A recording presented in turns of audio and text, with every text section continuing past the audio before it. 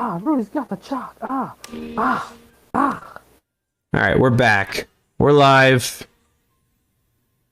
We're in 10 seconds now. 12, 13. Hi, everyone. So ignore the previous video.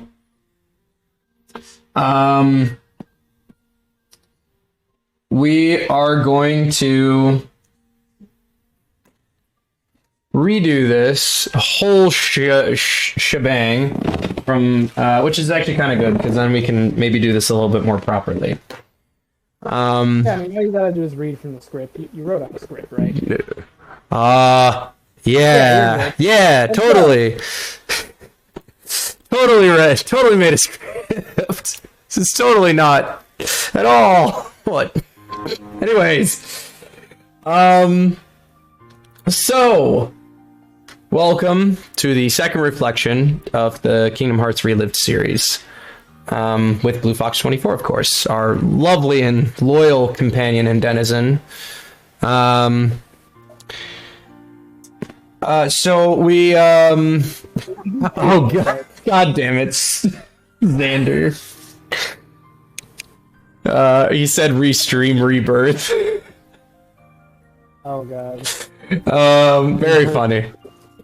Anyways, so, going forward, so the first one was a little bit out of order and we didn't really know what we were doing, so we were just kind of throwing off, plus I had COVID at the time. So I couldn't be over here with the actual gaming system like I had originally planned, but now we can, so we can have that going on in the background and whatnot. I should probably load this before it decides to do something. But we are right. So here's how I'm planning on doing things from now on for the reflections, as a small framework that I hope will be an organic and natural conversation, and that, you know, there'll be some gray areas in between where we'll kind of flip-flop between things, but we'll try to stay on topic with a very loose framework. So that framework is, we'll start with the replay itself and what we got out of it. We'll talk about the story, themes, character growth, and that'll cycle into gameplay. And we'll talk about balancing, what made it good, what made it bad, and we'll talk about also just other issues that we had. More, I guess, probably those will be a little bit more personal issues that we have, where the balancing of like good and bad will be more just concrete of like, yeah, this is what is clearly not great and should have probably gotten fixed, but we'll get into that when we get into that. They didn't test this crap. Who approved this? And then after that, after all that's done, we'll probably dive into game statistics, where I'll pretty much just dive onto Wikipedia and we'll get like Metacritic scores and I mean, just as an example, but you know, we'll get other game review company scores for the game itself, how it did on sales, what the overall popularity was for it, and you know, so on and so forth. And then from there, depending on the game, I think for this, sorry, I didn't mean to interrupt. No. Thing for this, yeah, you probably have to consider Japanese sales a bit more, specifically because one could argue, I would imagine, that this in Japan sold really well because it got packaged alongside 2FM. This is okay. Yeah, true enough. So then we will definitely get into that. So then to go on with that, after we talk about all these statistics, we will then talk about, if each game has its own specified, you know, secret reports or something along the lines, we'll do those. We'll read through those. And that'll be kind of fun for the both of us, because when we did the first one, we just kind of swapped off each one in red, which was really fun. So with that out of the way, and there's the general framework for how we'll be doing these. Let's get into it. So, Sora's story. I think we can actually just straight up read from the journal, which I think in this instance we'll actually do that. So that we can get a nice rounded view of what happened, and we can, just, discuss and, talk about our favorite parts and all that. Which will then allow us to talk about the themes and character growths for, obviously our two main characters in this game, Riku and Sora. So let's get into it. I don't know if we'll do all of the individual ones. We'll definitely probably go over like Destiny Islands, Twilight Town, and Castle Oblivion. We'll talk about all those, but we'll probably focus on Sora's tale for right now. So with that being said, let's kind of dive into it. So our friends may be here. It was that thought that led us to Castle Oblivion, where cards rule over all. A mysterious man gave Sora a card, and using it took us to Traverse Town, of all places. It turned out that the town was just a fragment of our own remembrances, the first world of many that lie in Sora's heart. And so our journey through these worlds begin. So we open up with Sora, Donald, and Goofy, as we were talking about earlier in the previous iteration of this stream, but this is take 2. We were saying that basically that Sora is on... When they sealed the door to darkness with Riku and the king on the other side, both of them were at the threshold, literally at the thresholds for each of those realms. Riku and the king were in the realm of darkness at the threshold, and Sora, Donald, and Goofy were at the threshold at the realm of light. So when they sealed the door,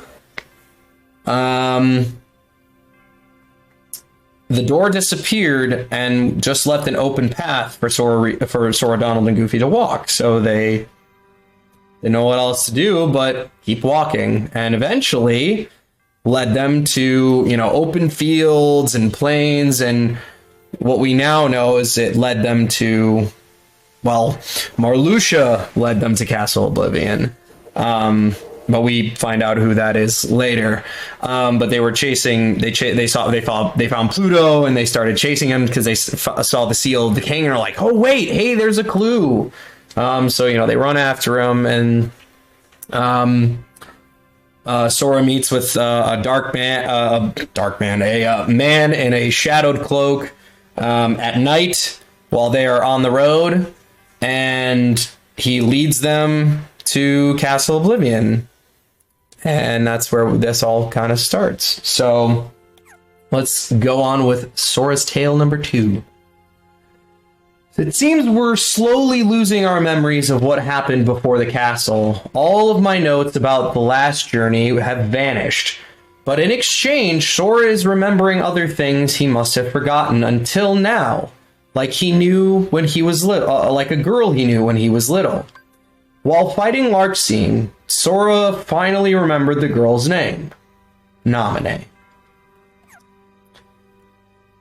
And of course, at this point, oh god, we fight Larkseen. I think it's after the first set of worlds, if I'm correct. So that would be right after pretty much Traverse Town, Wonderland, Olympus Coliseum, Agrabah, Halloween Town, and Monstro.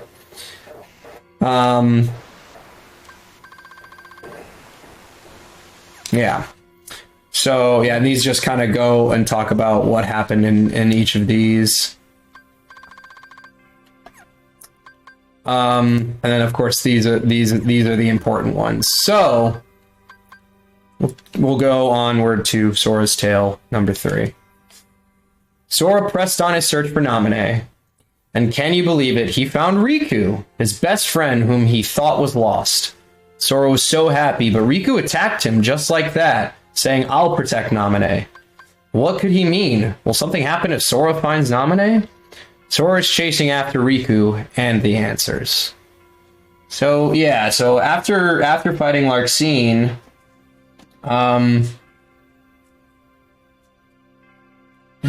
yeah, I don't believe we run into Riku in the first set of worlds, do we? No. No. No, we don't run into Riku until later. Yeah.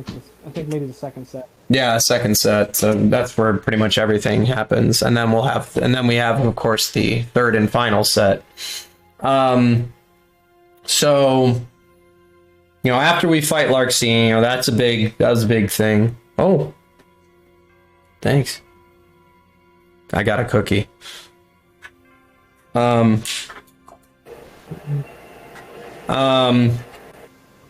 So after we fight Larxene, I believe that's also when we meet Axel as well.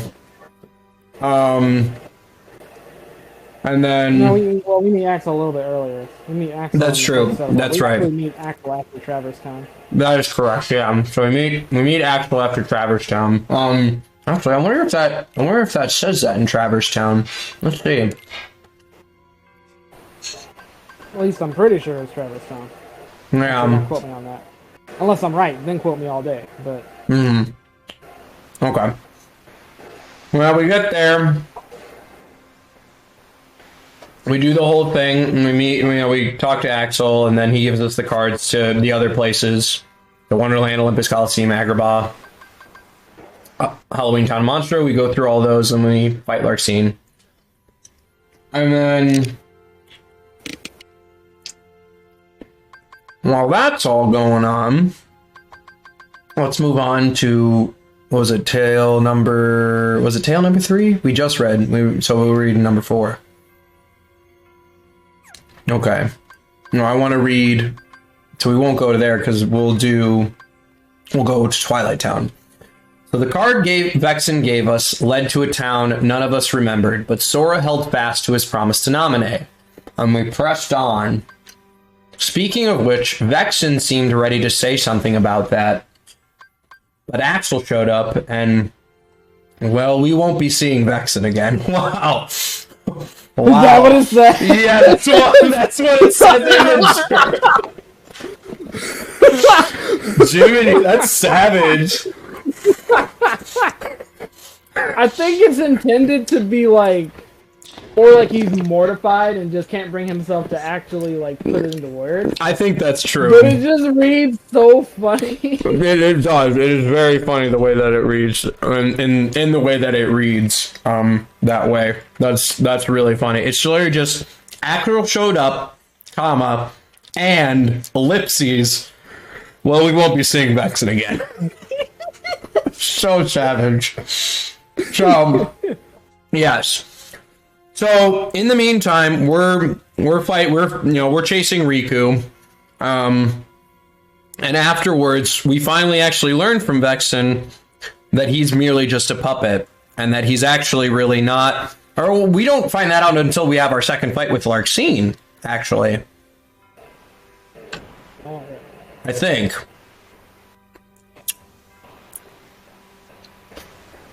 But anyways. Oh yeah. Yeah. So we fight. We don't kill Vexen, but Axel sure as heck does. It's the first fight with Larxene. Yeah. That we find out about Naminé. I mean. Yes, we find out about Naminé with Larxene's first fight. That is true.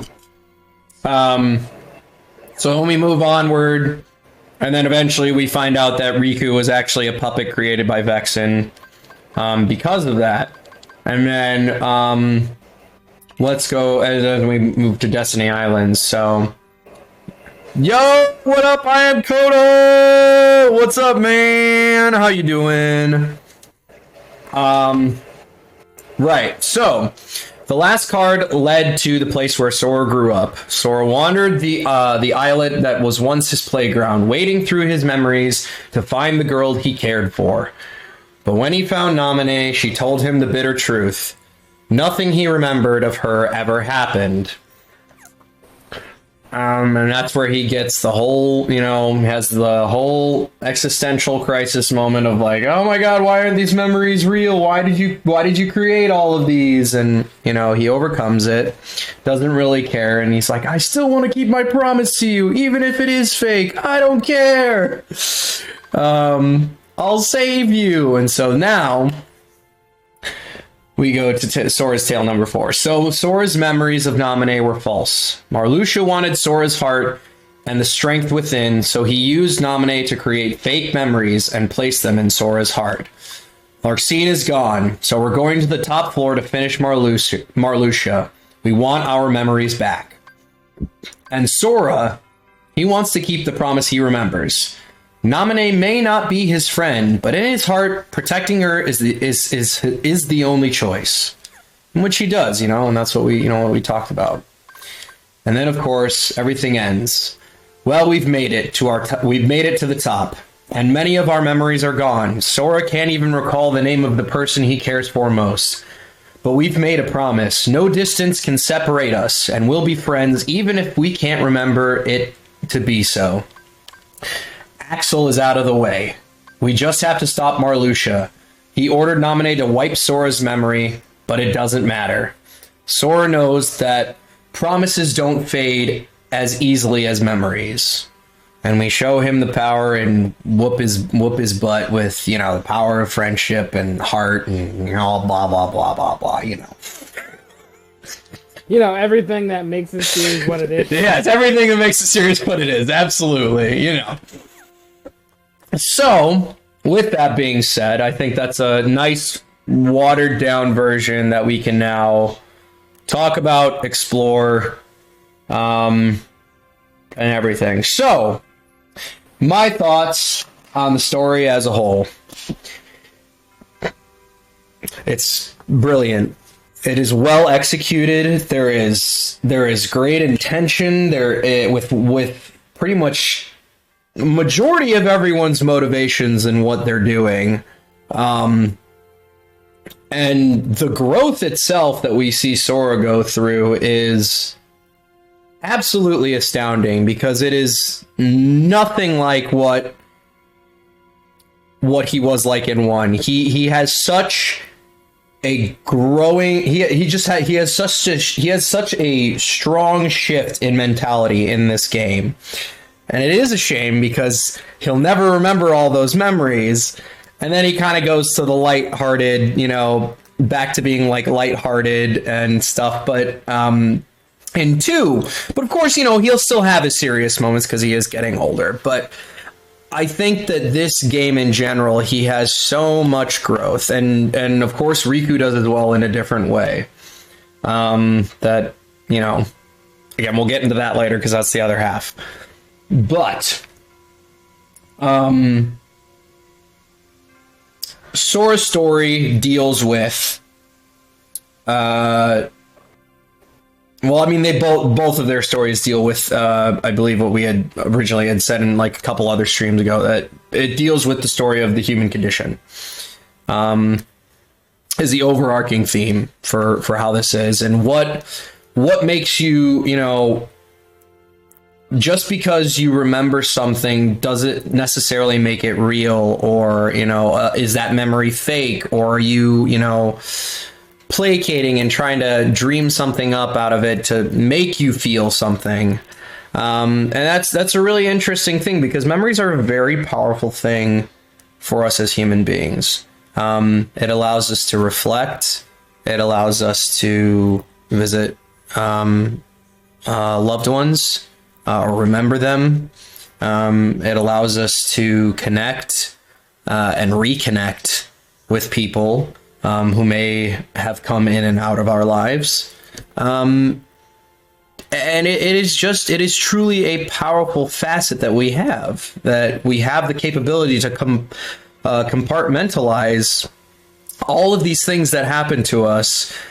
Some things, again, and in the game itself, I believe Sora at one point had talked about how that, the memories may fade away, but they're never really truly gone. They're still in there. You just have to find the right door, and it might lead you to a whole cluster of other doors that, you know, eventually, I don't think you use doors as a metaphor, but something along those lines of, like, you know, it can lead you from one memory to another, and of course creating the chain of memories, which they use several times in the games, which was fun. But yeah, I do think that this game does a lot of good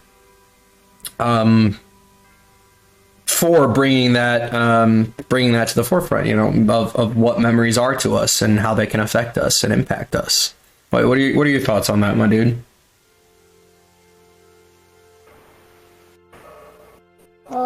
I mean, a lot of what you said, I agree with. I think the big thing overall, like if you had to kind of put it into one question, it's basically the question of, are you as a person made up only of what it really, I mean, memories is kind of like the surface level framing device, and also the surface level word they're using when they're phrasing it. But what they're really asking is, are you made up of what you have gone through in your life? The experiences you've had, the people you've met, the impact that all these things have on you.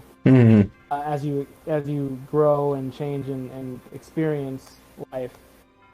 And the question becomes, if any of those things were to alter, if anything in your past were to have been different, how would it affect who you are now?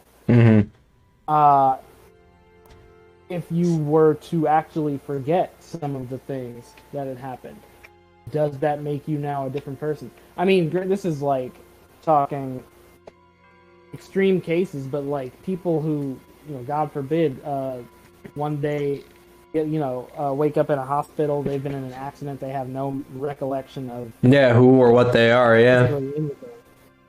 They a different person now. They have to go through, because you can't get those memories back. At least typically, it's very rare that people who suffer actual legit amnesia actually recollect that which you know, that they lost. They had, right, actually get that stuff back. So it's like, do they have to start life over now? Are they a different person?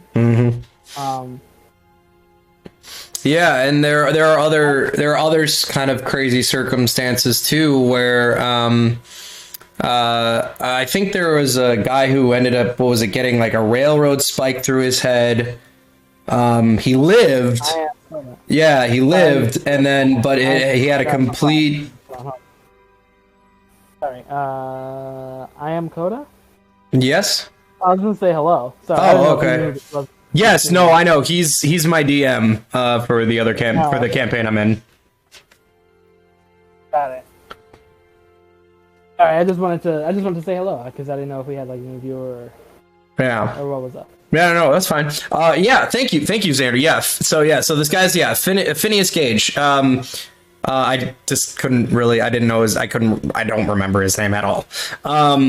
But from what I remember, yeah, he had a huge, entire, total personality change, because of that accident. Now, that's a little bit different than getting amnesia and like completely forgetting who you are and, you know, starting from the ground up. But the fact that, but it is in that same vein of just like, you know, small things that, like, if you can seriously get hurt, can like change you like right on the spot, and it's kind of crazy like that. But sorry, go ahead and continue with what you were saying though, Blue.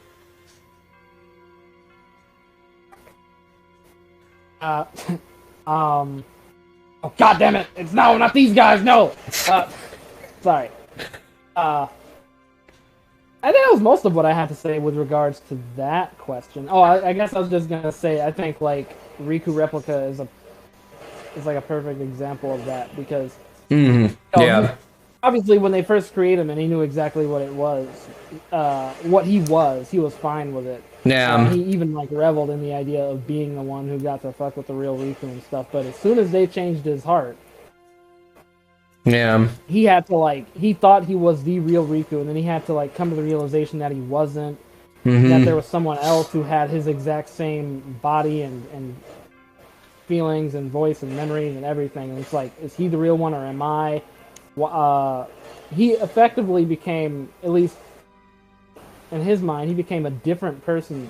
It's like there's 3 different Rikus in Riku Replica. The Riku Replica who knew exactly what he was from the moment Vexen created him, the one who thought he was the real Riku, and then the one who became his own personality after realizing that he was a replica.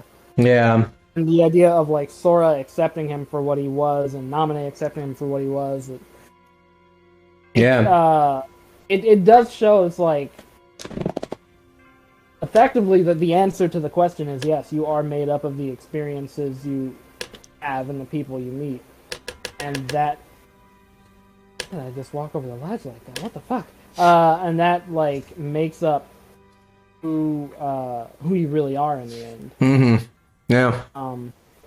And that it doesn't have to be, I don't know, so like so black and white. Yeah, absolutely. You don't have to identify with like the labels and things that make you up. Yeah, it's just you. Sorry, there have been people who develop 7-second memory and have huge identity crises because everything is strange to them. It takes years of repetition for anything to feel true. Wow, that's absolutely fascinating. I've never heard of that. It's like, I forget who it is, I don't know names, but there's like a girl who has a condition where she wakes up and every day she experiences the same day. Oh. Like she'll wake up, she'll go to sleep tonight, wake up tomorrow, she'll think tomorrow was the day before, yeah. The day before. Yeah, and that she's reliving basically the same day over and over and over again. Yeah, that's pretty crazy. I mean, yeah, like thinking about like what that has on like the actual like human mind, I can't even begin to fathom like what that must feel like to not be able to think and know like, yeah, I know who I am because of X, Y, and Z, and you know the things that I have done, or the people that I have met, who have made me who I am, and that's really, really interesting. That's cool. It's actually kind of good that we actually have Xander in the chat, because you know we have a licensed therapist in the chat who can actually kind of like talk about like some of the real like battles and stuff that people have with like amnesia or anything, you know, dealing with this kind of stuff. So I'm very thankful that you're here, Xander. We appreciate it. Any more fun facts you can give us, that'd be great. That would really help inform the stream and also just kind of stir a fun conversation. So thanks, man. Yeah. And I guess then I guess I would want to ask you then, Blue, like how do you feel Sora? How do you feel Sora's character growth was represented in this game? I mean, it's kind of like you said, it's difficult to say there was actual character growth, if only because he doesn't remember any of this stuff. Yeah. I mean, growth implies the idea that, like, he goes, you know, onto his next adventure changed, and he doesn't just because he forgets everything. Yeah. If we were to look at it as far as just looking at Chain of Memories isolated. Oh yeah, that's more or less what I'm asking. I think it's strong. It's some of the more, you know, it's one of the more interesting things one of the more interesting scenarios we've seen Sora in. Because he doesn't typically get angry. No, he doesn't. And so it's nice to see him, you know, take that anger and use it to motivate him, you know, drive him forward. Now, unfortunately, the problem with that is because he doesn't experience stuff like this often, he doesn't know how to really properly channel it. Mm-hmm. So he like lashes out at Donald and Goofy. Yeah. You know, they're not the ones to be, you know, blamed. out again. Yeah. But I mean, again, he is still 14 at this time, so Very true. So he's dealing with a lot of body function that he's not. He's going through it. No, I know. No, you're not emotionally mature. Oh no, I know. Yeah, I'm just joking about that other stuff, but yeah, no, absolutely, yeah, just emotionally immature and unstable, and literally no parent figures to help him sort out those problems. Like he's got to figure out all this stuff. He's got Donald Goofy, but he's farmed them. Yeah. You know. Yeah. So I think it's and that portion where he does just kind of fully just let go of like everything that he's been feeling and all this pent up frustration and tension that he's been building through each floor, like right before he reaches Destiny Island, is or no, they're with him when they're in Twilight Town. So yeah. So like right after that, it's a really interesting twist of how he's just like, you know what, I'm done with this. Like, I don't need you. I'm gonna go and save her. Blah blah blah. Just because I need to do this, and you know, I kind of empathize with how he feels, but of course it's sad to see him. You can tell, and like even if you don't know exactly what's going on. Oh yeah. And who Namine is and how she plays a role, you can still tell that it's something to do with the machinations of the organization, and he's being manipulated somehow. Oh yeah, 100%. It's sad to see it happen. It is sad. Now the whole thing with Namine as a whole. Now that we understand why and how that was created, because she is a princess of heart. Because Kairi is a princess of heart, she is literally just pure light. So when Sora released her heart from his body, that was the moment that both her and another character who we'll discover when we play 2. Well, actually, when we watch Days, are created, or at least that is the moment that happens. And I'm really mad that I never really got into Sky's project. What was it called? It wasn't Sky's. Oh, sorry, yeah, Sky's. I know that he was a part of that project. He did like voice line. Well, he was the one sharing it. But yeah. So I guess people who don't know. Man, this is some like ancient. Yeah. This is some like ancient pre-KH3 back in the day diehard fan shit. There was so Skyward Wing was one of the rising Kingdom Hearts channels at the time. Mm-hmm. He and the rest of the Keykeepers during again like 2013 to 2015 was like the era where that stuff was really taking off, of like pre-KH3 hype and Kingdom Hearts YouTube community really being a thing. And stuff was popping. People were doing all kinds of stuff. All kinds of fan art were coming out. Everyone was doing like videos on like what worlds they wanted to see, all kinds of stuff. One of the more interesting things to come out of it was a project known as A Voice in the Dark. Yeah, that's what it was called. Which was a fan-made project, like a fan fiction essentially. It was like an audio series that like had animations, or not animations, excuse me, had like art, drawing. Yeah, painting, like, I believe. I think music. I think this was where I first heard of Project Destati actually. It like featured their music. Mm-hmm. And it was like narrated. There was voice acting. Yeah. And what it was basically a fan fiction series that told the origin story of Namine. which I guess basically would have been. I mean, it couldn't be too long, but basically, I guess it would have timeline wise, it would have been from the moment Sora stabbed himself up to the start of Chain of Memories. And maybe they planned to go into Chain of Memories, I don't know. But the point is that's the idea of it. That's what it would have been had it actually properly continued. And now, of course, I can't even go. You can't even find it on the internet. I can't even go back and watch old videos of it or anything. I'm trying to find it because it's not on. You can't. Yeah. It's like been scrubbed clean from the internet. I don't know how or why. You cannot find it anywhere. But what was really interesting about it was I think it depicted perfectly people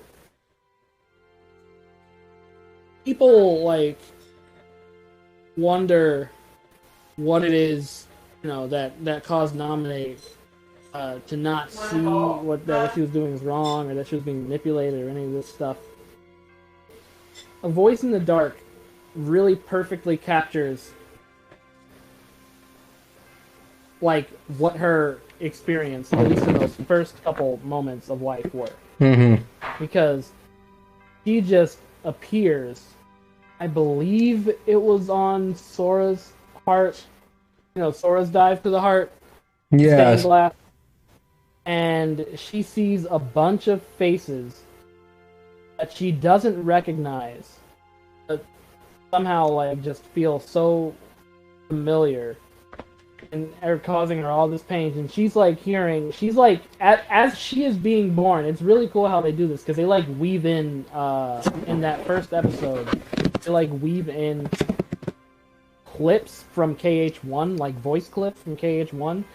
So you can hear Kairi yelling out to Sora, are you really gone? I won't let him go. You can hear Donald and Goofy being Kairi, we gotta go, the Heartless are coming. You can hear Riku and all that stuff. And she's hearing all of these sounds and images. She doesn't even know what sound is. Yeah. Imagine imagine being a newborn.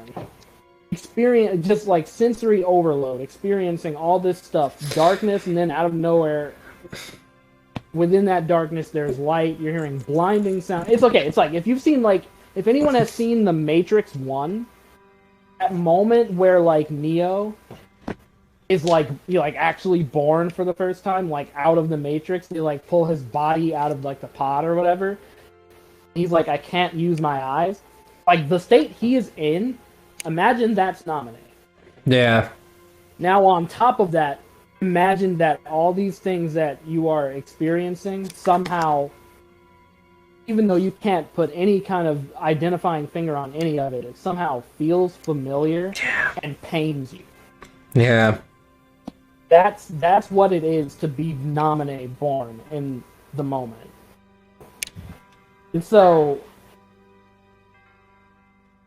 with everything to do with her, a lot of how you perceive Chain of Memories depends on, a lot of it hinges on how much you identify with her as a character, or how much you can understand where it is that she's coming from, and why that led her to what she did. Yeah. And I feel a lot of people kind of write her off, which, I mean, fair play, because the series ends up kind of forgetting about her later on anyway. But she's really representative, I think, of a lot of what Chain of Memories is. Is she supposed to be a shadow of Kairi? Is she supposed to be somehow a shadow of Sora? Is she just this witch, this puppet, or can she have her own personality and her own feeling? And I mean, this game is the start of what ends up being a big theme in the series as a whole, and in some regards culminates in KH3. This is the first instance of, okay, are these people shadows of somebody else, or can they be their own person? Yeah. And we definitely dive into that during Birth by Sleep, most definitely. Well, and well, yeah. Two. It's. I think it is. It's a combination of both, like 2 and. I actually, now that I think about it, it's kind of like 2. Obviously, a big portion of 3, and or not a huge portion of 3, but it's talked about. But definitely, like Days and 2 are definitely where we kind of really discuss those things in full. Here's what I did find out about it. So this is the story of Naminé's origin. Moments after her creation, an unexpected consequence of Sora's sacrifice, Naminé enters her awakening. Guiding her towards the realm of light is a mysterious voice, assuring her that she can lead the scattered hearts to safety. Oh, right, yeah, I forgot that was the whole thing, too, is she was, like, guiding Ventus. Yeah. I forgot that was the whole thing that they put in there, too, of, like, Ventus was, like, kind of, like, with her the whole time. She was, like, keeping his heart in a jar. Mm-hmm. Until Sora was able to, like, be pieced back together or whatever. Mm-hmm. I completely forgot about that. Man, The Voice in the Dark was cool. It was the whole thing. It was this whole thing of, like, Marluxia. Actually, this was before he was... Yeah, I'm not sure how the timeline worked, because this was apparently before Marluxia was Marluxia. Obviously, this was before we knew anything about Union Cross. Yeah. You know, they were writing this before we knew anything about like, Ventus being back there, or like Marluxia or anyone, but... Yeah. Yeah, it's all just gone, and that's so sad.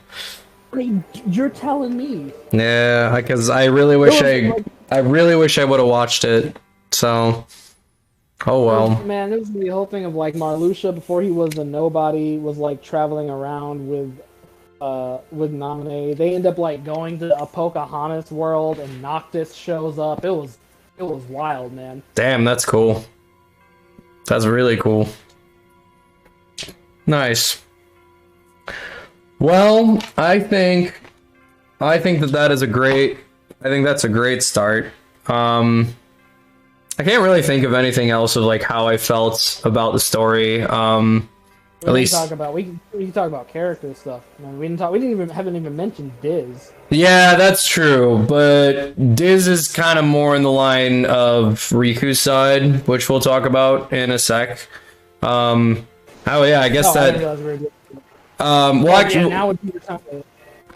Yeah, I guess we could. Cool. Well, because what I was originally going to do is we were going to just bisect it, where we would talk about Sora's gameplay, balancing, and issues, and then we'd switch over to Riku's and talk through the story and do it that way. Is how I originally thought. I should have said that. If that's cool with you. I mean, hey, your show, man. Yeah, fair enough. Well, first I do want to read this comment from Xander. There is some research on repressed memory and using tools to retrieve encoded but previously inaccessible knowledge. Curious if Kingdom Hearts plays with that idea, that despite of all of Naminé's doing and undoing, some nugget of read chain of memories remains. Maybe. It might be. Well, no, actually. Because that's recoded. Yeah. That's literally recoded. What you just said is recoded.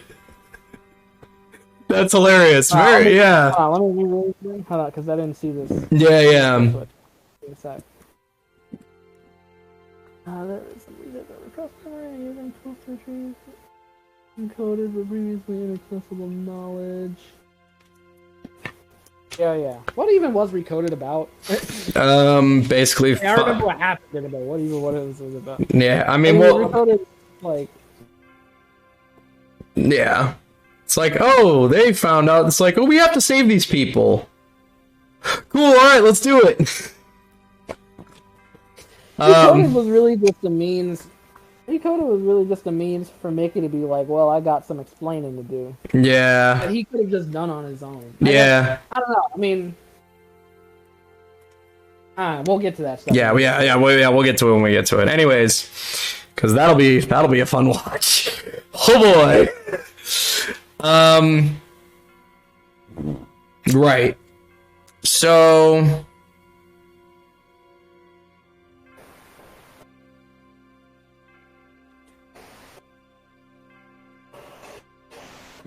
So Sora gameplay.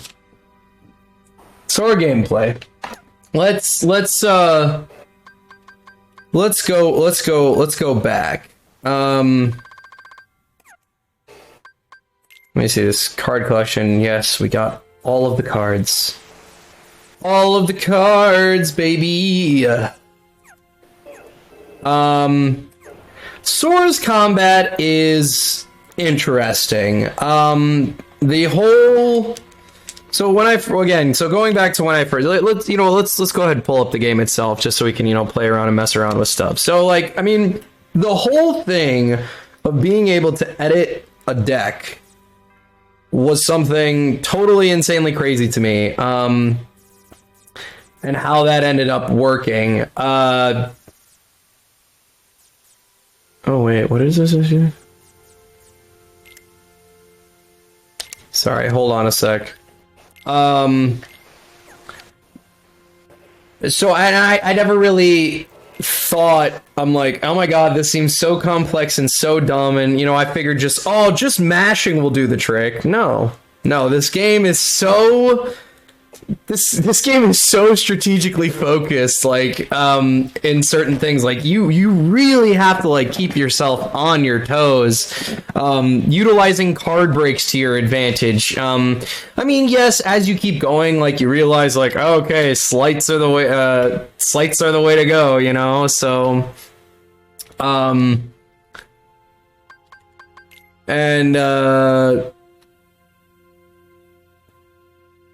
I say slates. Yeah, slates are the way to go. So it's really learning and like finding your groove and utilizing all these like bigger moves to really turn the tide in some of these fights, especially the boss battles.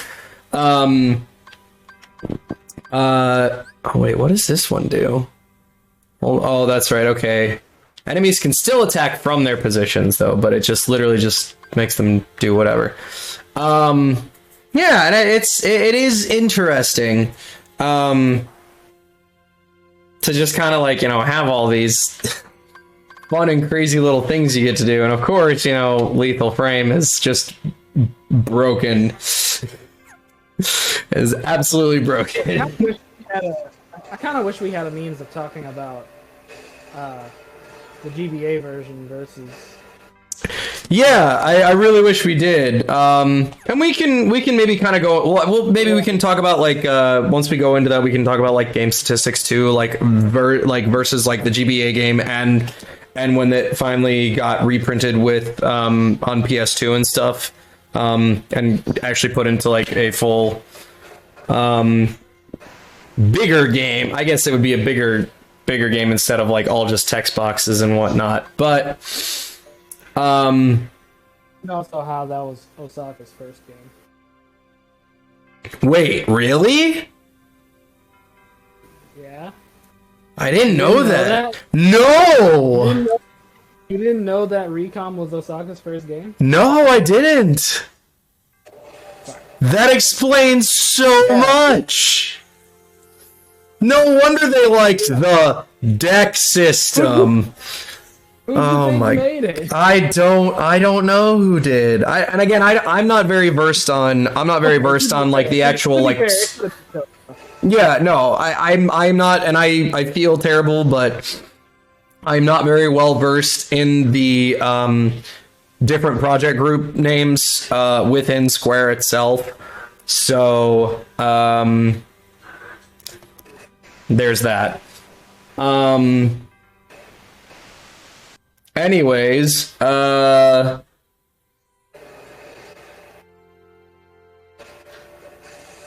so learning and dealing with like how more the grading system for the actual attack cards works is really interesting, and how you can actually have elemental. Like, you can literally have an entire elemental Keyblade build deck. Like, that's a thing you can do, which is kind of crazy. Like, if I had, like, an infinite number of, like, one wing angel cards, I could utilize that with, like, a fire-themed deck and go to town on Vexen and just destroy him.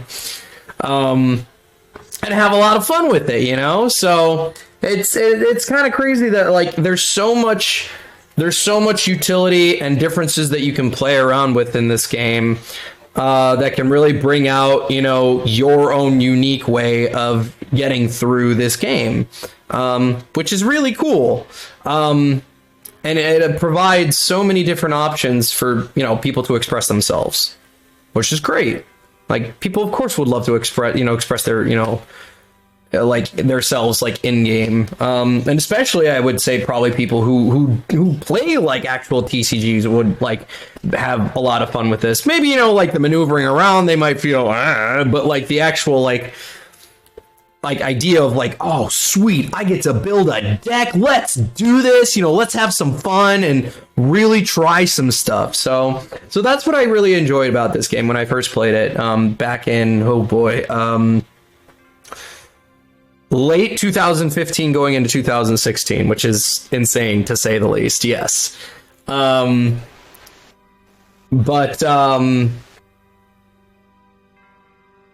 Yeah, I just, you know, it's absolute insanity. I'm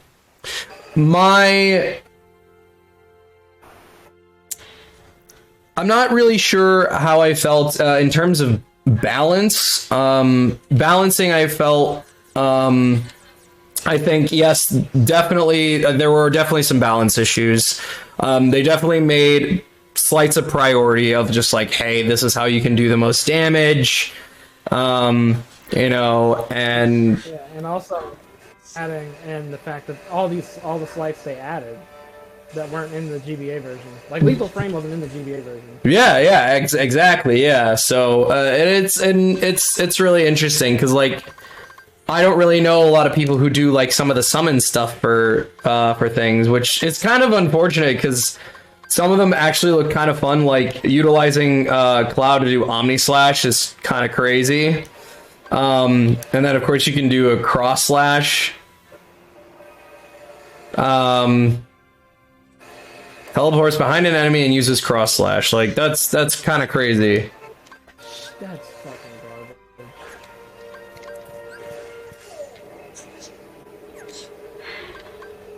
And then you get Omni Slash, yeah.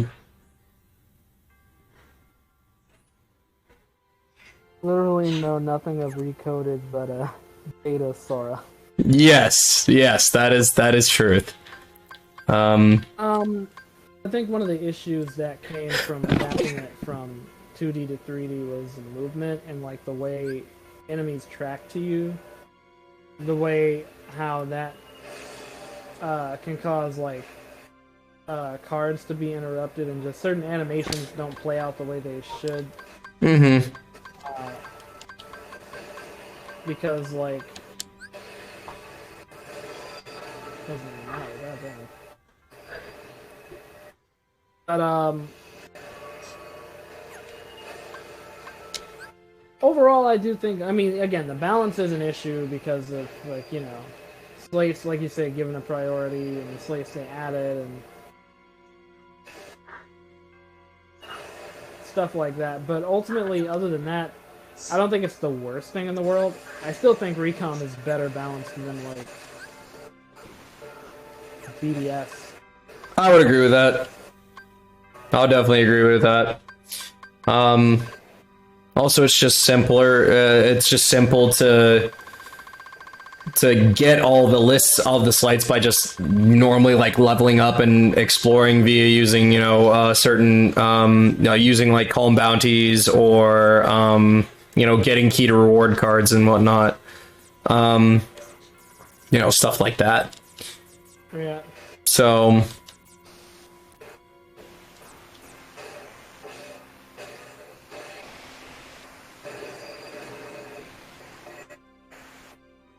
Yeah, that is pretty crazy. Yeah, I guess, I mean, the gameplay, yeah, it's not really much, I guess, too crazily talk about. And then, yeah, I guess, like, some of my personal issues, like, yeah, just, I guess for just some of the, you know, prioritizing, it's like, hey, prioritizing slights is, you know, that's, like, the way to beat the game and, like, really make it easy. which is like kind of crazy and surprising and all that glorious wonder. Where am I actually? I don't even know where I am. Oh yeah, that's right. I was level grinding up here, so what else did I do? Was I doing like Teeming Darknesses? I was doing Teeming Darknesses like crazy. Absolute insanity.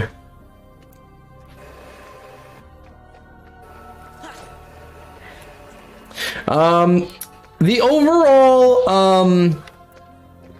I guess we could talk about rooms because it is technically about the gameplay and stuff. So like, I feel like it is interesting, like the whole aspect of you know, utilizing the rooms and the cards and the room cards or map cards to, you know, get through to, you know, certain plot points and story things is unique and kind of cool.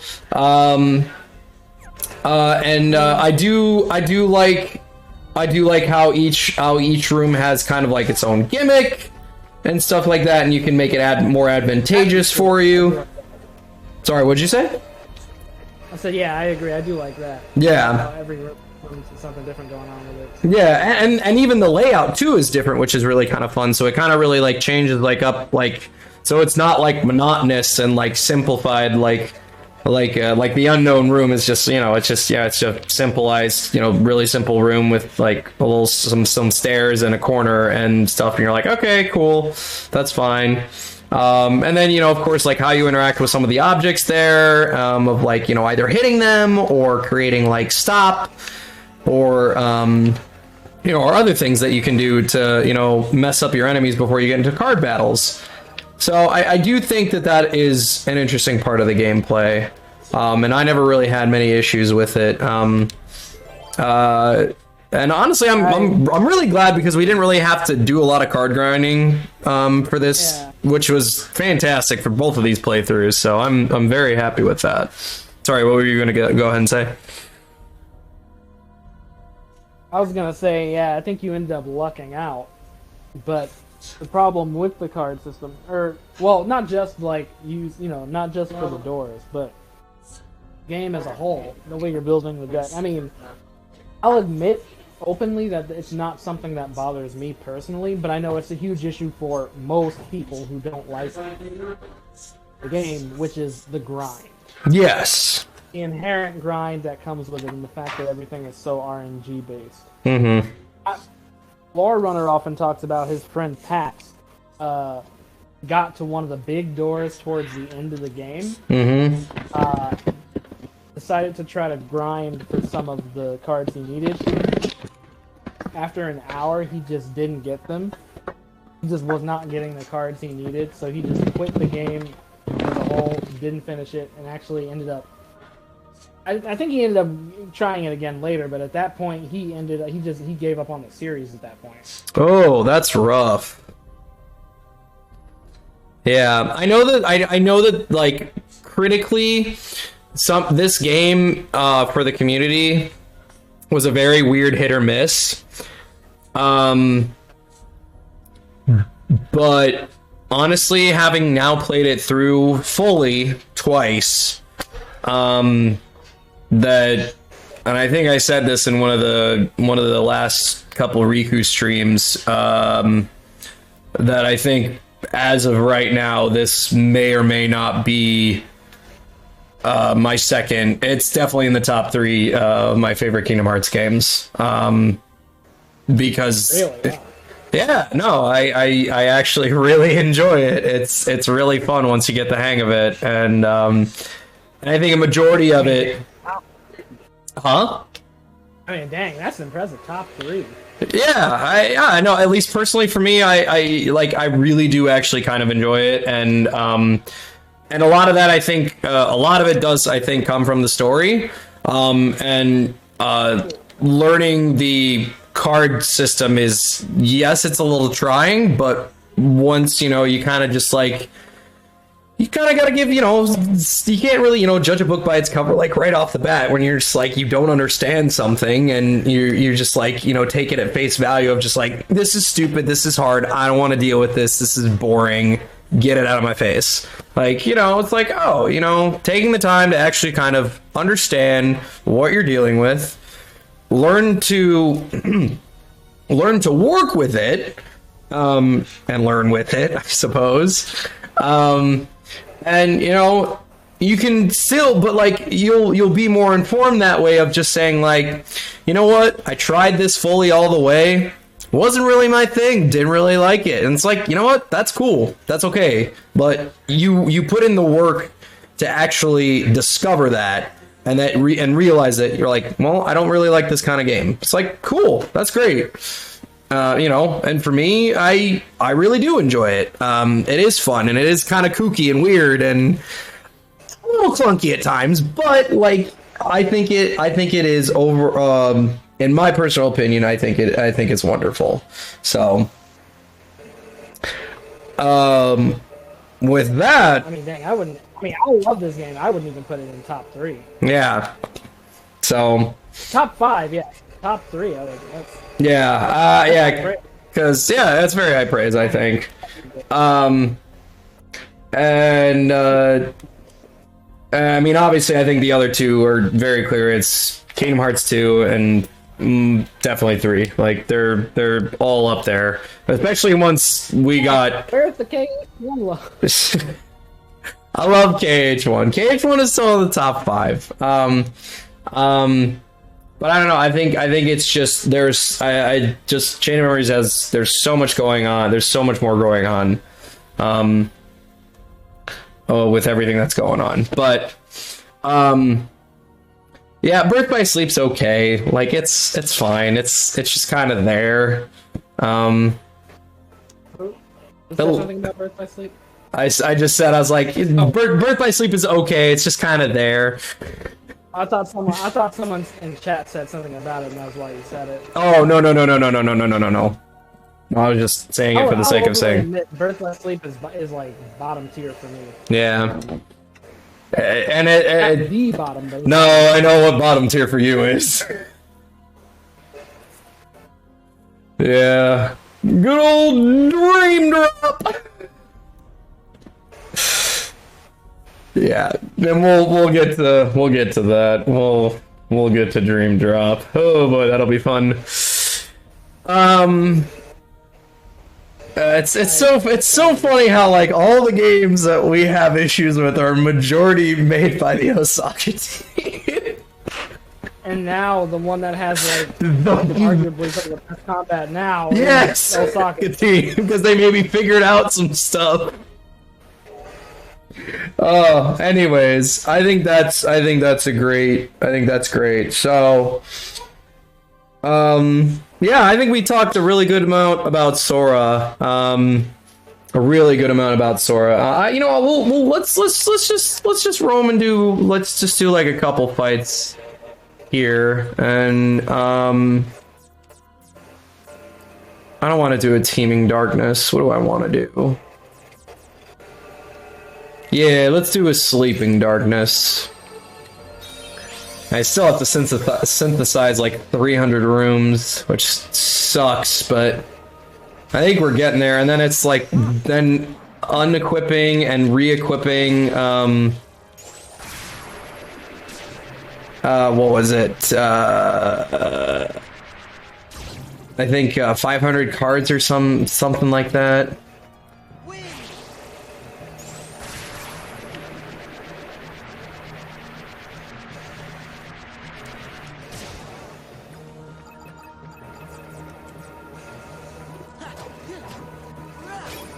Nice. Still getting cards, dude. Oh man, this was really fun, and I'm really glad that we're kind of going back and doing all these. Yeah, so yeah, kind of like a fun fact story. Like, yeah, so when I started replaying all of this is when Mr. Blufox and I ended up reconnecting actually while I was playing this and stuff. So that was kind of fun that this game kind of brought us back together. No, you got it wrong there. It wasn't this game that brought us back together. Oh. It was freaking Unchained Key. Oh yeah, that's right. Yeah. That's true. I remember how I blasted I was like in the lead. I blasted my way to like level 40 or something. Yeah. Yeah. Yeah, that's so crazy. Yeah, I don't need to do premium cards anymore. That's nice. I already got that trophy. Yay. Okay, no. Top 3 are definitely in order. Union Cross, Mickey's Shirt Adventure, and the tutorial of Kingdom Hearts 2. In that order. Honestly, the tutorial of Kingdom Hearts 2 kind of is one of the best games I've ever played. Yeah. It has its moments. You know, I enjoy Roxas World when I'm playing for the story. If I'm just playing KH2 to play KH2, I'm like, get me out of Roxas World. Yeah. You know, it's like, it's there, it's fine. Oh, I guess we can, I guess I could just, you know, switch back to this for like a hot second. Sorry. You guys have been seeing it on the little screen and me on the big one, but,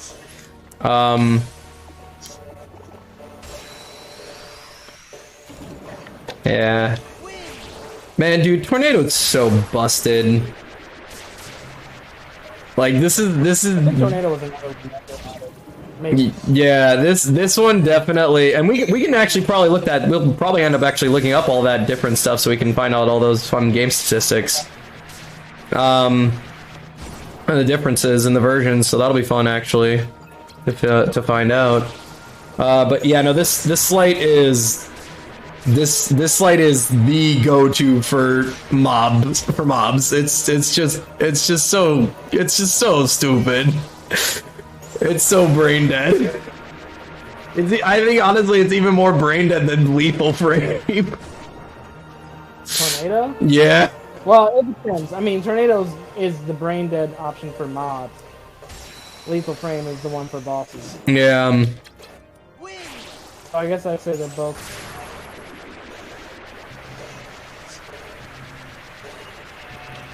Yeah, because like I tried like utilizing like Holy and like I was like, you know what, let's like liven it up, and you know I'll use like a different, you know, set to level up, you know, for other stuff, and then I try other stuff and I'm just like, this is so much more difficult. Like just give me Tornado, I don't have to think.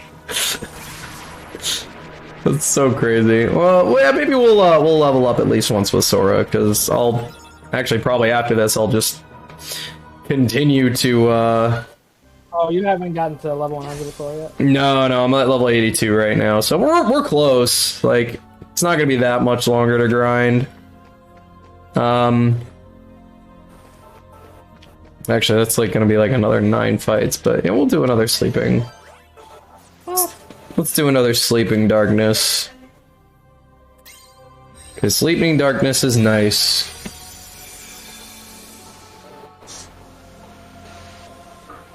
What is this going on?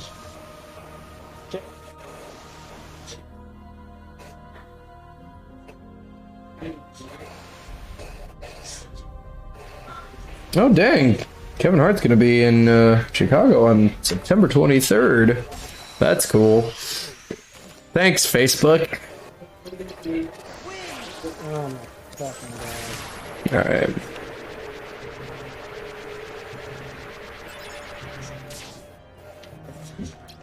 Oh my fucking god. Let's do the thing. Let's do the thing.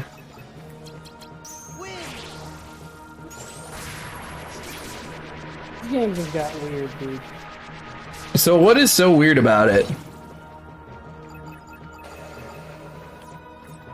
It's like everything was matching, and now all of a sudden, here's Bloodborne. Oh, dang, geez. Alien! Dang, that's crazy. This boss feels like a Bloodborne reject. Not in a bad way, but I'm just saying like this feels like a rejected concept for Bloodborne. Dang. Like this feels like this would be Bloodborne type concept. You know, it might be they wanted to put this boss in Bloodborne 2, and then they realized we already have too many bosses for Bloodborne 2, but we already have all these assets. We gotta do something with it. Yeah, put it in Elden Ring. Oh, he is gonna be riding that hype train till he gets that Bloodborne 2. This boy is Bloodborne. Yo, it's gotta happen, dude. There's too many people asking for it. Well, I know, yo, but you'll like the day it like drops at like E3 or whatever the equivalent of is, like, you know, the what do we have now? It's not E3 anymore. It's, what is it? I don't even know. But yeah. I know what you mean. When that happens, dude, when that happens, you'll be like, they all laughed at me. They all thought I was crazy. But I was right. You know, you're gonna be the one pointing and laughing and saying, you know, it's like, I was right. Summer Games Fest, yeah, that's what we have. Yeah, I know, E3 is no longer a thing. E3 is dead.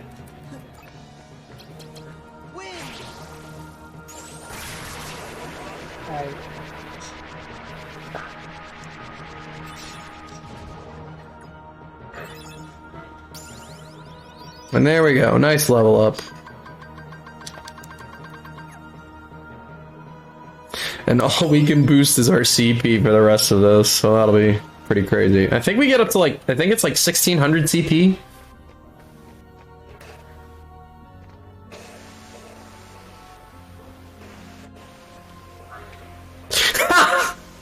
AKA Jeff Key 3.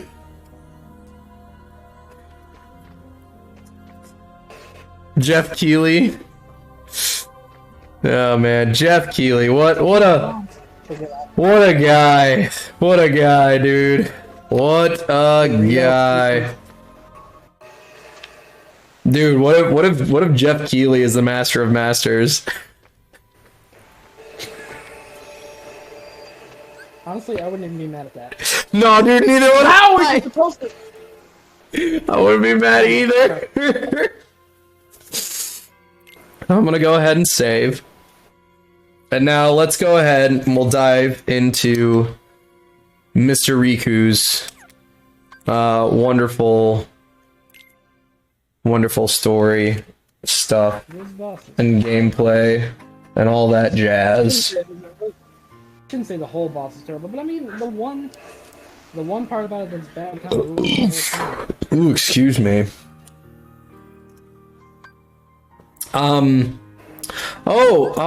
Xander, do you also have other goodies for us to share? I know you posted a couple since then, but I don't know if you had more that we hadn't seen, or that you had been working on in the meantime. And we'll probably showcase all of those at the end of stream. And of course, we're still going to be continuing with the trend of all of these people who are working at the wonderful Kingdom Hearts IKEA. Or sorry, the Kingdom Hearts villain IKEA. Well, actually, no, at this point, it's just the Disney villain IKEA. At this point, it's just IKEA. At this point, it's just IKEA. It's like the cinema. No, gosh. The How It Should Have Ended series channel. Basically, it's like their version of the villain pub that they have, but ours is IKEA, and it's all Disney characters, which is fantastic. All right, so here we got our boy Riku. Good old Ricky. Good old Ricky. Good old Miku. Oh. Ricky! Ricky!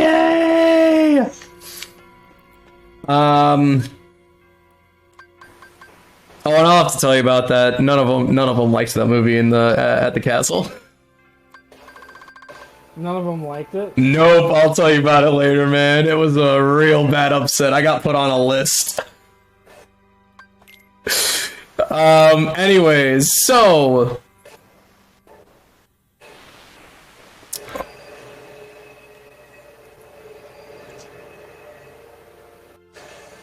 okay, you haven't had time to finish the next set. Okay, good to know. Good to know. That's fine. So the D report. Look at all the card collections we had. It's pretty simple for Riku. Not really that much to do, which was nice. There's the card index, obviously. We have characters. And then, of course, we're just going to read through all of these tales of Riku. So, as we start out, bored with his secluded island life, Riku dreamt of seeing other worlds. He got his wish when darkness devoured Destiny Islands, and he was thrust into the outside world. While looking for his lost friend Kairi, he met Maleficent and accepted her help. But Maleficent had her eyes on Riku's strength and was working to make him her underling. She gave Riku the power of darkness, but as he used it, it gained power over him. This is why Riku forgot his best friend Sora, and how his heart fell to Ansem, pursuer of darkness. But Riku's heart was freed by Sora's light. Riku, Sora, and the king worked to close the door to darkness, but Riku was trapped inside the realm of darkness. Will he see the realm of light again? Led by a mysterious voice, Riku made his way through the card worlds, met by only dark beings within. Riku was told that because he rejected the other things in his life to claim darkness, his heart is now devoid of anything but the darkness he sought. Unable to accept this, Riku encountered Ansem, who tried yet again to conquer him. The king intervened to save Riku, but Ansem had not let go of his heart, and so Riku must fight the darkness within. So, we start out with Riku. His last memories of seeing Sora at the door of Kingdom Hearts and closing it with the help of Sora, Donald, and Goofy, and of course King Mickey. But as that all closed away, somehow, we don't know how or why, but Riku and the king ended up getting separated after that happened. I mean, shit got crazy, man. I mean, there was a lot of alcohol involved, a lot of partying at Mickey's Strip Club. That's where Mickey's Strip Club went, dude. After Minnie had it torn down, it's just floating in the realm of darkness now. It's a sleeping world. It's a sleeping world that we'll end up having to go to in phase 2, dude. Absolutely insane. Oh man. Anyways, so we find him. He's floating in darkness. He's contemplating over what has happened as of recently, and he's trying to figure out like why me. He's like, well, can I find this place? Can I find my way out of this darkness? And then of course the card appears, and he hears the mysterious voice, which we don't know, but is actually Ansem inside his heart. That last fragment holding on to him. And we keep going forward, and he finds the card, it manifests, and he finds himself all of a sudden at the bottom basement level of Castle Oblivion, out of nowhere, as the door just appeared to him when he grabbed the card. So he walks in, the voice is still talking to him, and of course where we came up with our beautiful, beautiful segment of the making of the bed.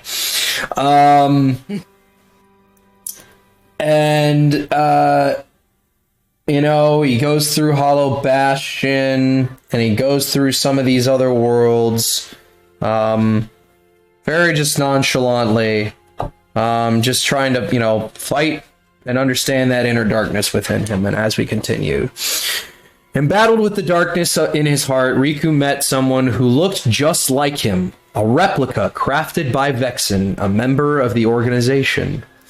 The replica commanded darkness freely and called Riku cowardly for shunning the dark.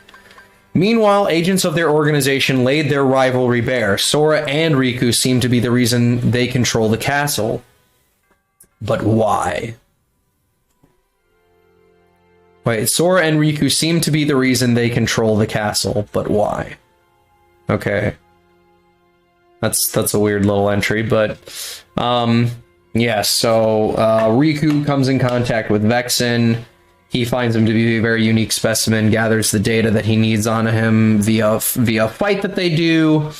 He shows him he's crafted a card out of, you know, all the data that he's collected, and he throws it to him and, you know, does the whole thing of like, here, you know, go here and all this fun stuff. And yeah, and so after that, of course, that's when we meet. Not too much later after that, we meet Riku Replica, and we, you know, do one or two couple fights with him, and Ansem comes laid to bear, and then finally we get the Light of Mickey with us a little earlier on, of course, as well. Even before we get to Vexen and any of that, but yeah, it's so he's starting to deal with some of the demons that he's got, you know, locked up in his closet, and, you know, he's afraid of, you know, letting out that darkness and whether it will, you know, turn him bad again, and being able to control that. So you know, so we press on. Vexen took his replica of Riku and headed for the surface, but finally fell at Sora's hands. Lexius confronted Riku, intending to bring him to submission using all force necessary. It was then that powerful darkness in Riku's heart awakened. The darkness defeated Lexius, then dragged Riku into the realm of darkness. There, Ansem's shadow loomed large, but Riku was again saved by the king's light. As he is getting, of course, obviously closer and closer to finding Riku in the realm of darkness, and therefore finding Castle Oblivion via card. One by one, members of the organization fell at Riku and Sora's hands, even Marluxia, lord of the castle. Zexion, hoping to avoid a similar fate, tried to use memories of Riku's island home against him. Ignored by his friends and even attacked by Sora, it seemed Riku would be washed away by the light. But Kairi's voice gave him courage. No longer afraid of the darkness, Riku saw through the fake Sora and thwarted Zexion's trap. Yeah, and we have this whole, you know, that's a very serious moment in that one particular where Riku actually, I think, hits pretty much to the bottom at that moment, and that small little pep talk that he has with Namine, and realizing that, you know what, I can do this, and I do have this power under control, and I won't let someone else dictate how to use it, or even when to use it. I'll use it on my own, in my own way. And then, you know, that's where that turning point happens for him. So that is a very powerful moment in Reverse Rebirth, in my personal opinion. We'll keep going now with that as we read the last of Riku's tale. By embracing his inner darkness, Riku gained a greater power, but so did Ansem. Guided by the enigmatic Diz, Riku made his way through Twilight Town, defeating his copy and locating Namine. When he found her, he also found Sora and friends in a deep slumber, waiting to get their lost memories back. Naminé told Riku he could seal Ansem away forever by giving up his memories. But Riku refused to forget his friends. Riku chose to fight with his own strength. With the king at his side, he now makes ready for the final battle with Ansem. Will his choice take him to the realm of light or darkness? And of course, that's where we get our famous, live. Damn, I really wish we could go back and well, actually we can, because we can go back and view it in the theater, and I might do it just because of the sake of utilizing that. Damn, I should have been using that for some of Sora's back stuff too. Okay, I'll go ahead and keep talking. Dang, hot diggity. We might have to go back and use some of that stuff. Characters. Yeah, so because we definitely want to talk about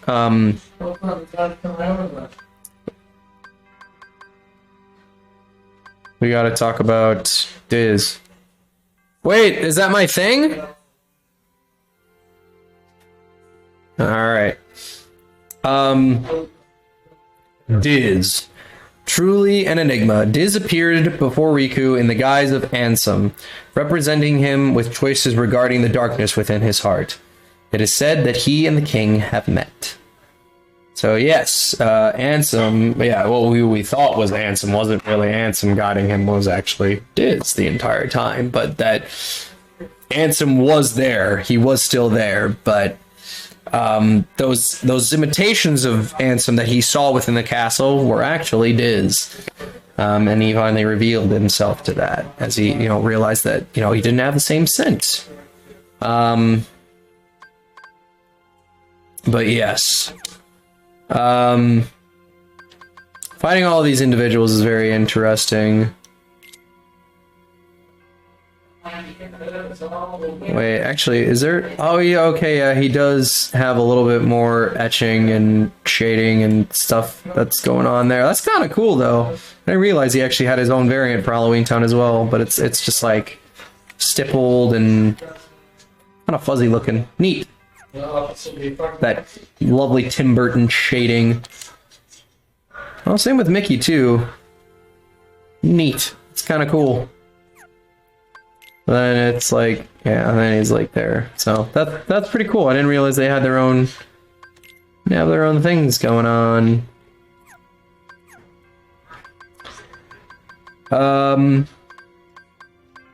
Right. So well, with that, I kind of want to wait for Blue to kind of get back into the fray. God, there's so much leveling up to do. So much leveling up to do.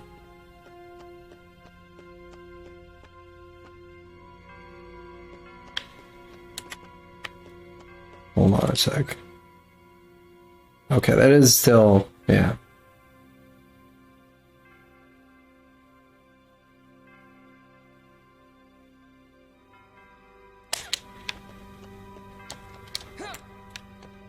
Absolutely insane. It is still pretty crazy to me that we ended up finishing both this and Kingdom Hearts 1 in 13 episodes. That's crazy. That's very crazy. I guess we can do a small little fight sequence before we can do a little bit of fighting here.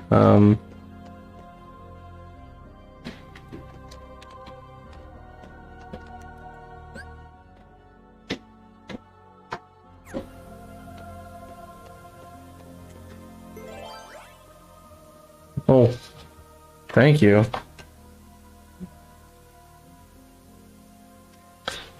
Cool, I got food.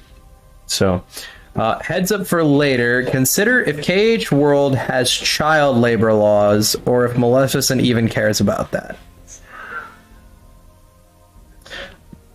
My first initial gut reaction is probably going to be a no on that.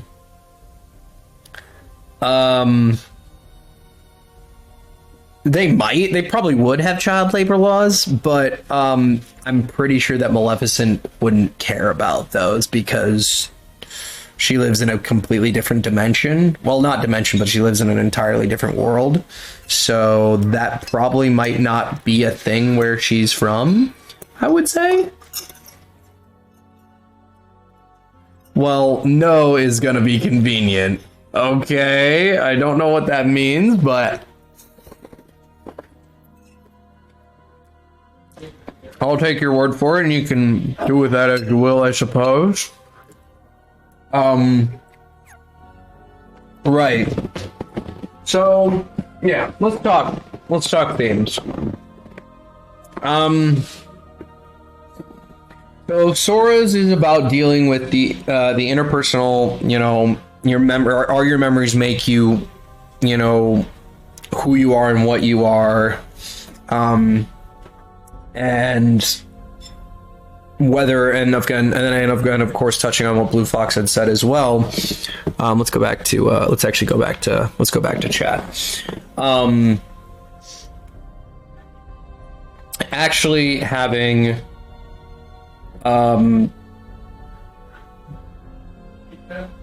even if you do have fake memories, are you does that make you a different or a real person, if you are embedded with someone else's memories and stuff like that, so or something along those lines.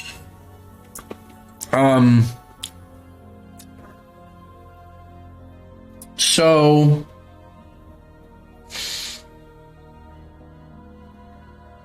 yeah, so then Riku's story is all about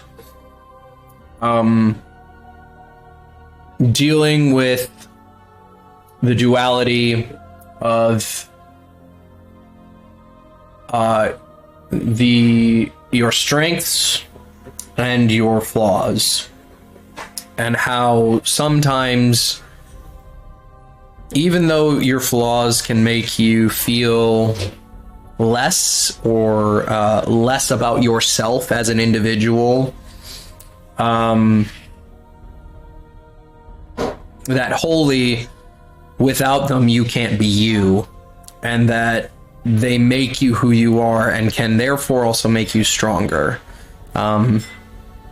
At least that's my kind of take on it, and we can ask Blue Fox about his interpretation of, but that for me is it's dealing with your own personal demons is what I feel like Riku's journey and his story is about in this game, and I don't feel that that's completely far-fetched. Hold on a second, I want to got some food in me too because I am a little hungry.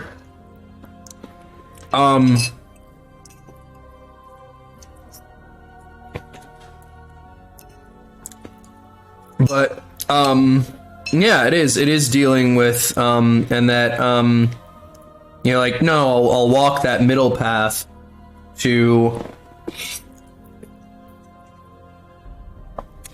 because again, you can't have light without darkness or darkness without light, and that those are inherently inside all of us. And I think, going back, that's why I connected with this story so much. Because at the time, I think when I was in college, when I played this and really actually played through it, I was kind of starting to feel those things. I was starting to feel inadequate about myself and my flaws. I still am to some degree. But I think, who isn't? I think we're always trying to not necessarily fight with ourselves, but learning to just understand and accepting. And I think that's the biggest thing, is learning to accept those things, those flaws within ourselves, and working on them, but also acknowledging that that they make us who we are, and that some people love that about us. And again, sorry, I kind of lost track, but when I was first playing through this, I was definitely feeling those strong feelings of inadequacy, very much so, because I had just gotten back from a really deep and soul-searching experience when I took my abroad trip over to London for 4 months. To go and study acting over there, you know, it changed me. It changed me a lot, and I did a lot of reflection during that time. And honestly, is probably one of my favorite, one of the most favorite points in my life thus far. If I could go back and relive, probably not all of it the same way, but everything that was good about it, but yeah, I would do it all again without a second thought. Literally, the only thing I think I would have changed is just my living situation, but that's about it. But everything else just kind of kept as is. Would have been fine. Would have been, yeah. So anyways, yeah, but I really did just connect with Riku when I was playing through this again. And that's why I really latched onto him as a character. I think at that point too, that, you know, that he was my favorite. And I had always liked Riku, but I think that this story in particular, he truly has growth here. And now, unfortunately, you know, they keep rehashing all of this, and that he's like, I'm still struggling to use the darkness within me, and all this blah blah blah blah blah. But, you know, which is unfortunate that they keep using it, and it gets oversaturated and just kind of like boring for him as a character, because then he just like, it's like, wow, this is his peak, but he doesn't really go anywhere. He just kind of plateaus a little bit. I mean, because I think there are even moments in 3 where he was like doubting himself and the darkness inside him, and it's just like, dude, come on, you're a Keyblade master, you've done all this stuff, like, be awesome, you know. So anyways, that, and we'll get into later stuff about that when we do, you know, Dream Top Distance in 3, and we'll analyze all that stuff. But yes, what I wanted to read. Everyone has their personal demons to face, but also your return from that was suboptimal for reasons outside of you.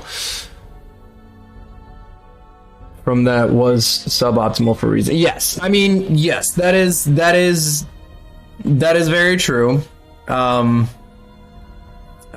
Xander was there for all of those fun moments and things that happened during my senior year. But you know, I'm really hoping he comes back soon. So,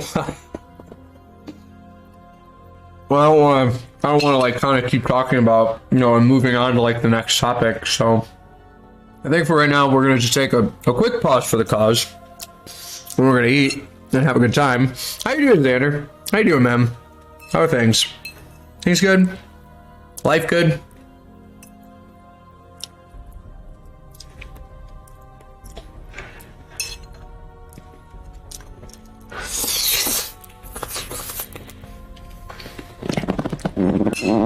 I'm sure it's amazing for y'all to see me eat and stuff. You're stressed as heck, dude. I'm so sorry. That's so unfortunate. Just dealing with patient stuff. I'm assuming is probably just getting to you. Oh, and then didn't you also you went and what was it, like last week? You said you went and helped your folks or something with something with your mom. You were helping with oh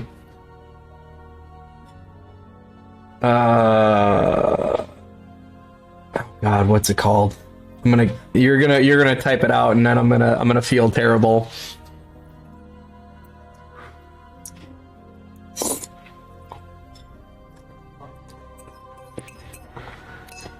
It was speech, right? It was speech stuff for like the old high school you went to. Yeah. A lot happened last week, Judge. Yeah, the forensics. Yeah, that's it. That's the word. What do you think? It was good. Thank you. All right. Is there any more? Yeah. I might have a second bowl. Plenty of noodles to make a ton. Okay. That was but the fun things, but we can chat later. Cool. Yeah. That's fine. I got you. So what are these projects that you still no, not ramen. I have I've got ratatouille here with like zucchini, yellow zucchini, carrots, mushrooms, sweet potatoes, Brussels sprouts, a little bit of canned chicken, some marinara sauce, and then some red lentil spaghetti. Brussels sprouts, marinara sauce. This is Yeah. like in Kingdom Hearts. We were taking a pause for the cause because I wanted to.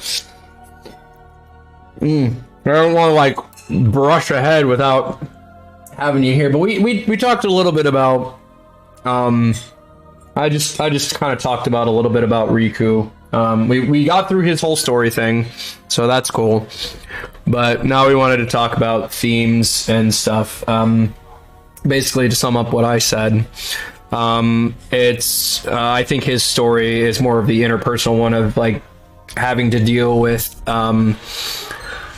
basically just dealing with your inner demons and accepting, your both your strengths and your flaws, especially your flaws, and how sometimes they can actually make you stronger as a person, as an individual, and that they should be celebrated.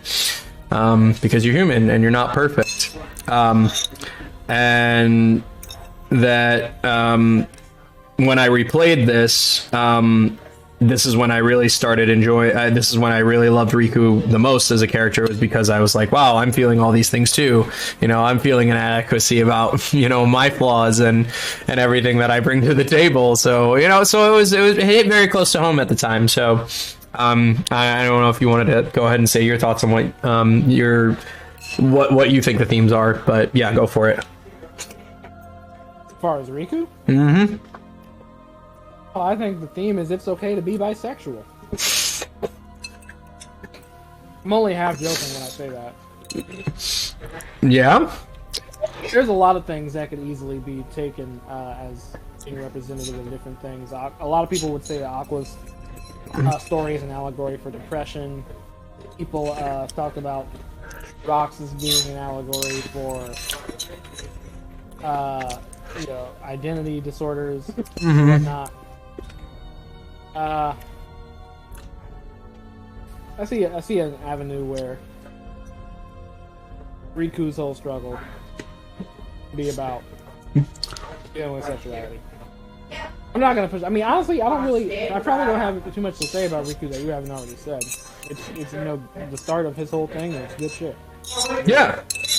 And I had said that I'm like it is unfortunate that like this is all they can utilize, and that they keep using this as like a crutch for his character, and how he still has trouble with it even going into 3.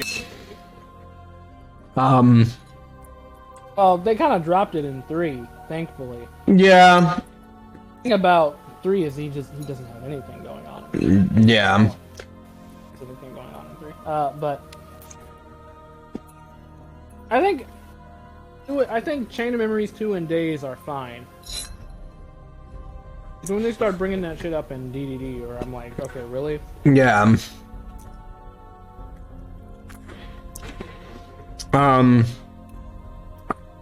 But yeah, I do think that a lot of it was just it felt I think that's why I really connected with him, is because I was feeling those, or I guess I was seeing what I wanted to see, and I felt those, I interpreted those things of what this game had to offer, and made me connect with him in that way. So I've always felt a special connection with Riku. And he will always be probably my favorite character. And you know, Sora is iconic. Sora is great, and there are so many other great characters in this franchise. Along with stuff. Actually, my favorite quote of the entire franchise, or I guess it's like my favorite scene, I should say. I'm actually gonna go. Did I not really? I don't think I really did anything. I just kind of walked through the rooms, right? Yeah, that's kind of all I. Don't we have theater mode for? That's literally what I'm going to go and do right now. Let's see. Yeah. I mean, we can literally go through all of these, which is kind of insane. Remember how KH1 didn't have it and they had to patch it in? Yeah, that's really funny. Yeah, so like this, yeah, this is by far my favorite scene. So let's go ahead and re-listen to this real quick. So Riku, what happens next? Are you going home? I can't go home. Not yet. It's still here. It's really faint, but I can sense him. So, I think his darkness may still have a hold on me. Your darkness belongs to you, just the same way your light does. Yep. Up till now, I thought darkness was something that should never exist. Then, I spent time with you and changed my mind. The road you chose, I didn't know. Light and dark, back to back? With you, I think they might meet in a way Nobody's seen before. Wonder where That road leads. I'd like to see myself. I'd like to walk the road with ya.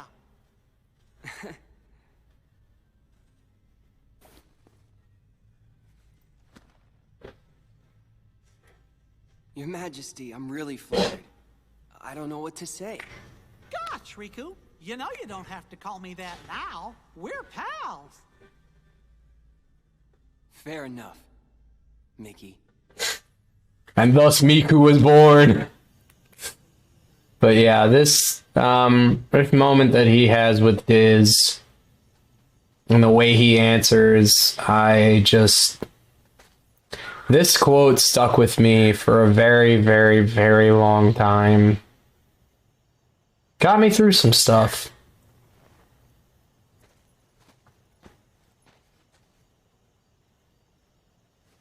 But it's all What about are you man. making me choose now? Between the road to light and the road to darkness.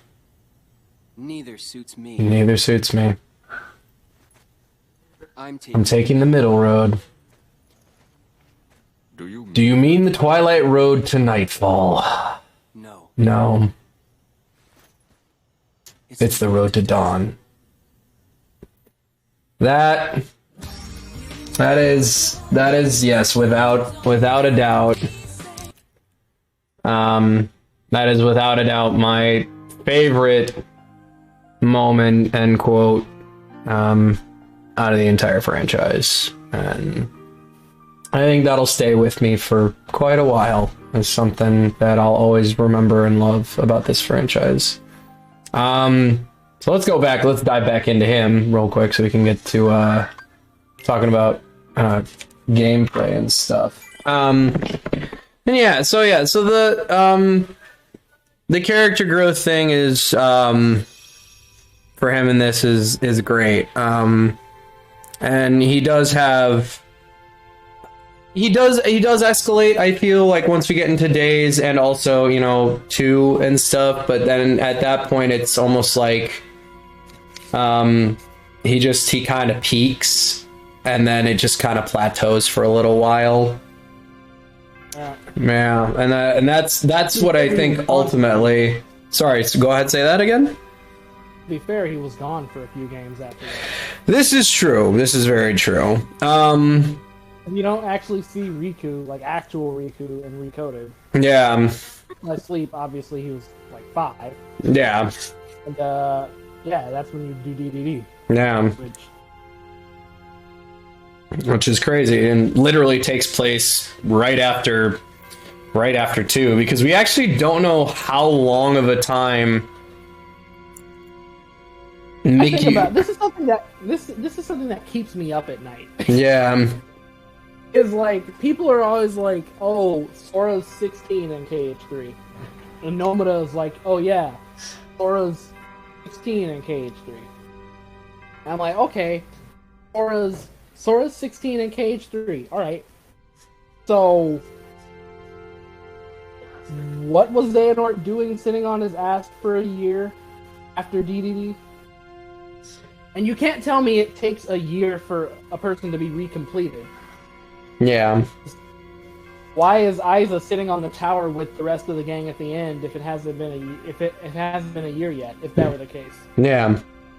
Exactly. The point being that basically no time at all has passed between KH2, DDD, and then 3D. It should be at most a couple weeks. Yeah.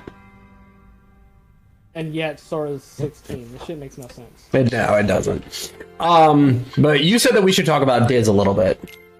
We should talk about Diz.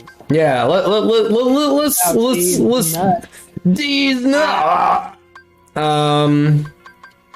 So Diz, yeah, and I had read his little character bio thing. So a truly an enigma.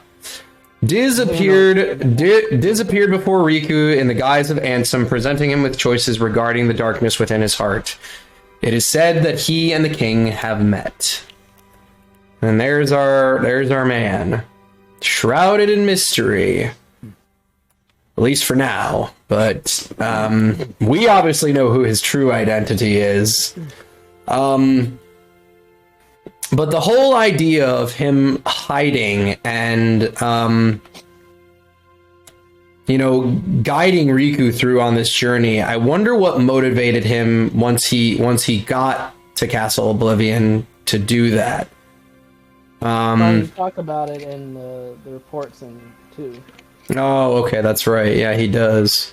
I mean, it was all calculated. Basically, he details his whole deal in the reports in 2. Yeah. I don't know how much you want me to say or want to get. No, we'll wait till we can wait to that till we get to 2. But he is definitely an interesting character that will have a lot more impact. Especially going on with the next 2 games, especially. Wait, Xehanort needed a nap. Evil is hard work. That's fantastic. Yeah, like his influence in the next several games, are absolutely interesting, and how when we get to the end of Birth by Sleep, we actually succinct up with the end of Kingdom Hearts 2, which is kind of crazy. Then we finally start, how everything is now is like, okay, we finally have connected everything together. Like that's crazy. I don't know how often people think about it, but also this is a quick side note. If you want to know how time passes in the realm of darkness,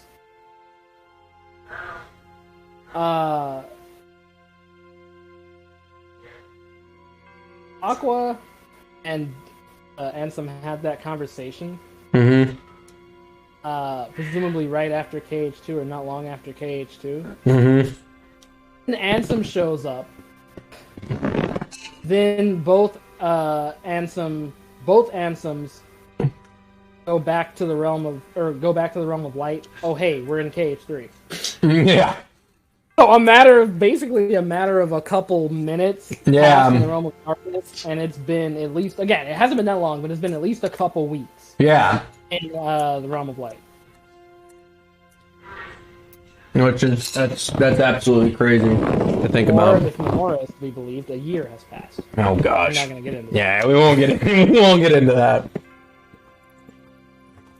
So yeah, I think we've definitely given Riku his fair share, and stuff. But let's get into his gameplay and stuff since we haven't really talked about that at all. Riku's gameplay. So many weird and interesting things decided. Like, I understand that they wanted things to be, they wanted him to be different from Sora, and they definitely accomplished that. Do I think it was the right way about doing it? Not so much.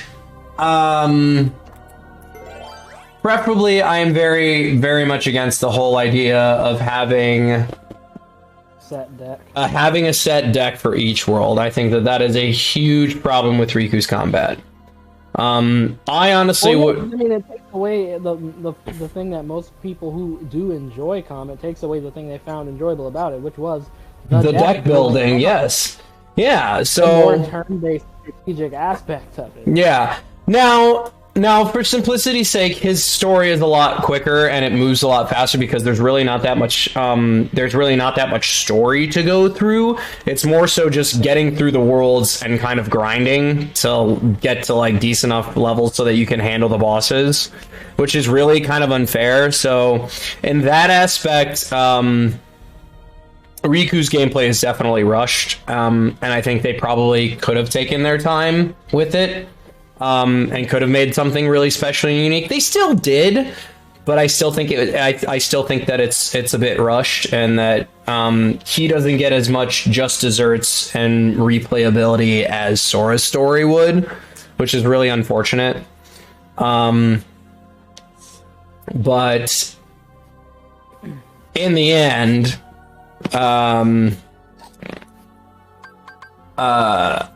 yeah, we still got the weird flex of 2 random Joker cards. Let me see. Let's do. Yeah, sure. Let's do a Sleeping Darkness, because why not?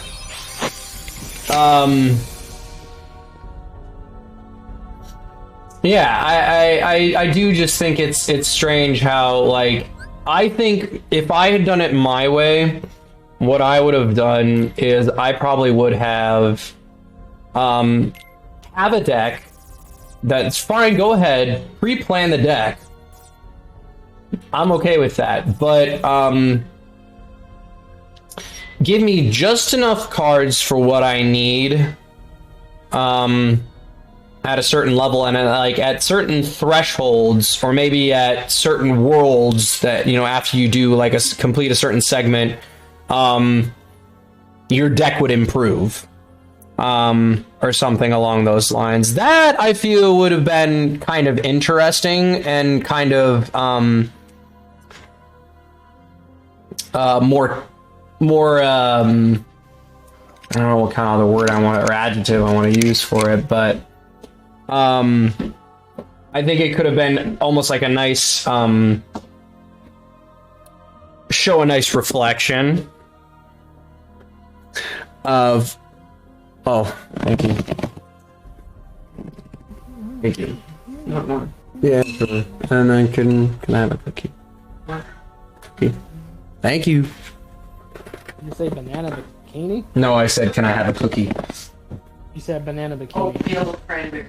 Yes, thank you. And I did not say banana bikini. Banana bikini. Oh, that's a good tongue twister, actually. I think it would have been a great reflection to show, you know, as he's going through, that he's, you know, gaining a mastery over his own darkness, and that, you know, the deck reflects that via the story. But that probably would have been a bit. Yeah. That would have been a bit too complex for people to understand. But I think for me, I'd be like, wow, that's actually really cool. Like, neat, you actually tie his deck to the story of his growth, like the growth in his story. Like, neat, that's really cool and interactives. But sorry, go ahead, what were you gonna say? Wish there was some way that they could, like, through gameplay, show his fear of the darkness until he finally accepts it.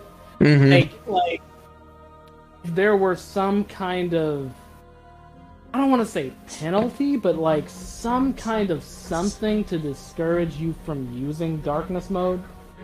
Okay. It's funny, it's like this time, like, Riku is like, oh, I don't want to use the darkness, I have to reject that side of myself, push it down. Meanwhile, you see, like, videos of people streaming, they're like, man, I really want to get darkness mode. I need to, like, get these slates to spam on the boss. Because, like, that's his main way of dealing damage. Yeah. How is it on the one hand he's afraid to use it, and then in gameplay it's, like, the only way you can do that? There should have been some sort of, like... I don't think it should... Because I don't necessarily think it was overpowered. So it's not that I felt like it needed to be nerfed. I don't know. Something. Some kind of way they could have represented... like, giving you some sort of discouragement from using it, because that would have aligned better with his mentality at the time. Oh yeah, absolutely.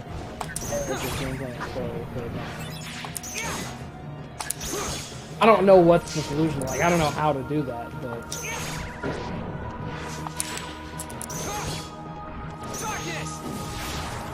Yeah, so I just got, just got darkness mode, but the fact that we can, do this and just like, all right, dark aura, everything in sight, it's kind of crazy.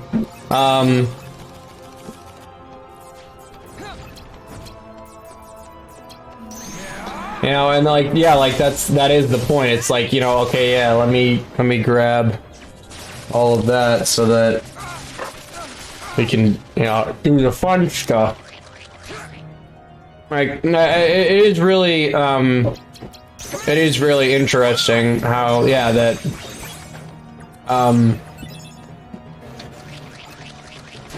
basically, like you said, that it just relies on using darkness mode to, like, damage deal.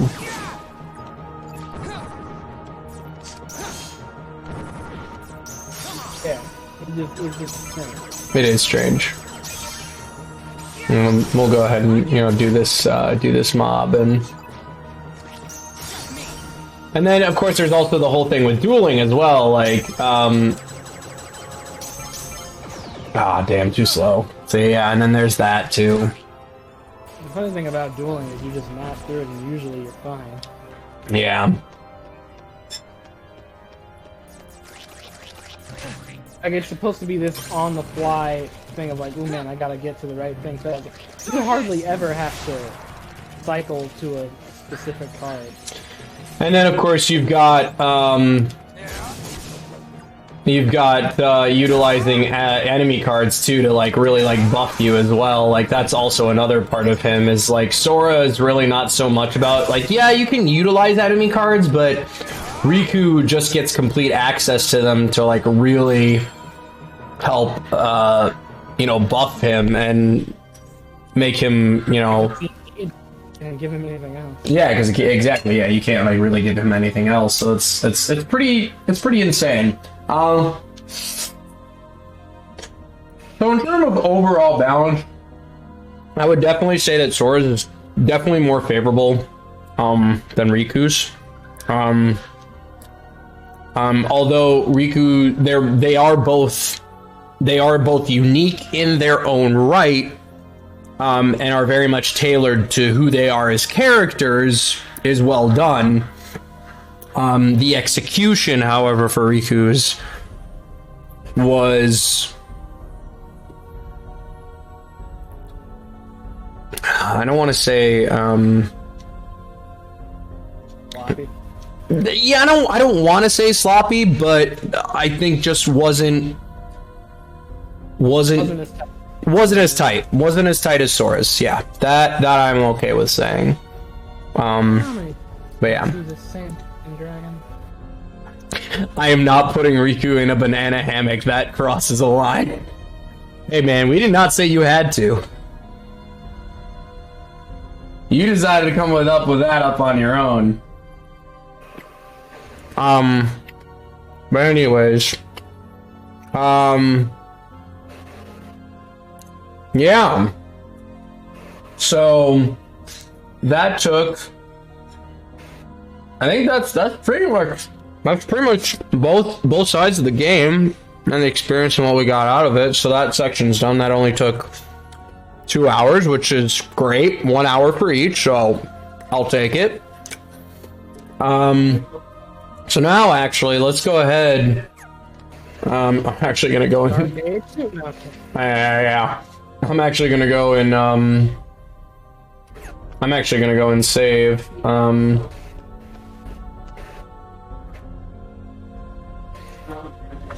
Yeah, I'm gonna go and I'll just put a save room like right here. Sure. Moments reprieve, because this is where I'll be grinding Riku till he freaking hits level 99, and that'll be awful.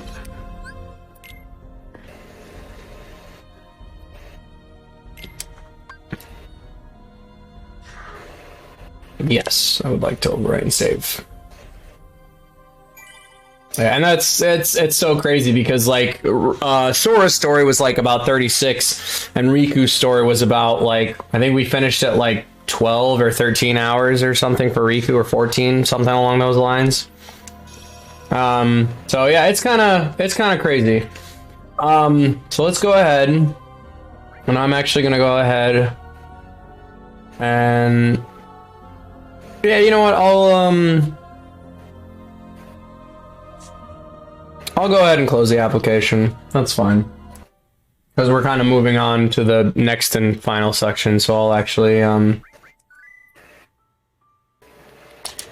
go ahead and put that into rest mode as we switch back on over to chat. So let's go ahead and let's do some fun research stuff. Yeah, I'm really curious to see what the sales were. Well, because, I don't know, it's kind of unfair because you're really basically comparing Japanese sales of 2FN to American sales of Recom. Like, we know what's going to win there. Yeah. So let's go ahead and let's look up Kingdom Hearts Chain of Memories.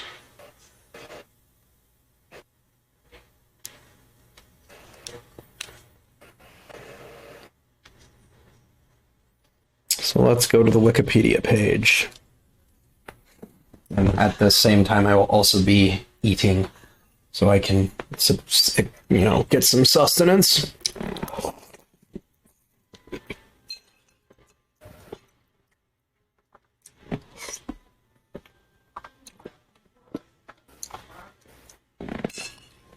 Oh man, that's so good. Right. So, Kingdom Hearts Chain of Memories. It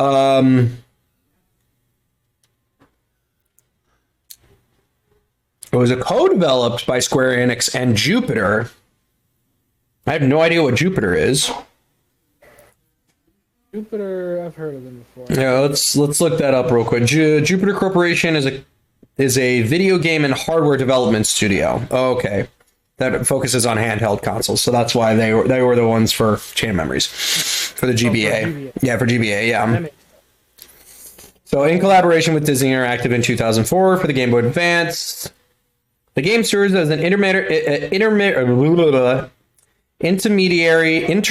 between the two larger scale PlayStation 2 games of the Kingdom Hearts series.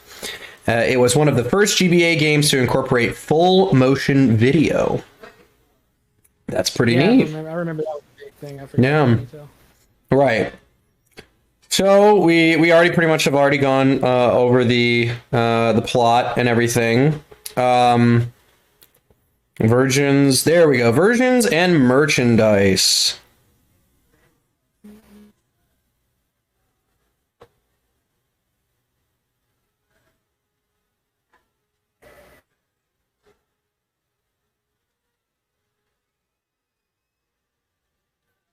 Oh, dang, really? That's a thing?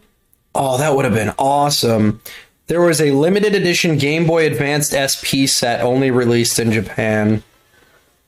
Oh, well, what do you know? What do you Yeah, see, that's the problem. Like, Japan gets all the cool stuff. We don't. Hey, you know there was a separate Remind pre-order theme in Japan that we didn't get? No, of course, that makes sense.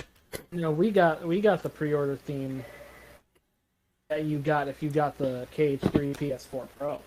Oh, goody. There's no mistaking, I love that theme, but Yeah. But, like, come on, man. Share a little love. do a little dance. Yeah. Make a little love. Get down tonight.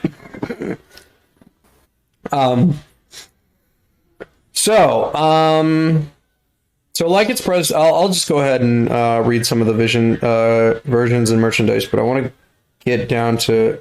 Okay, here we go. So like its predecessor, a great deal of merchandise was produced to help market the release of the game. Square Enix released 2 products to coincide with the release of the video game. The first was a limited edition Kingdom Hearts Game Boy Advance SP set released only in Japan. The set contained with the game a Kingdom Deep Silver GBA SP with the Kingdom Hearts logo and a carrying strap, which now I kind of want to see what this thing looked like. Oh, but we'll look. Maybe we'll look up a picture later. The second was a Kingdom Hearts trading card game produced by Tomy. The TCG featured starter decks, playing mats, and booster packs. Final Fantasy Flight Games later acquired the rights to market it to English-speaking countries.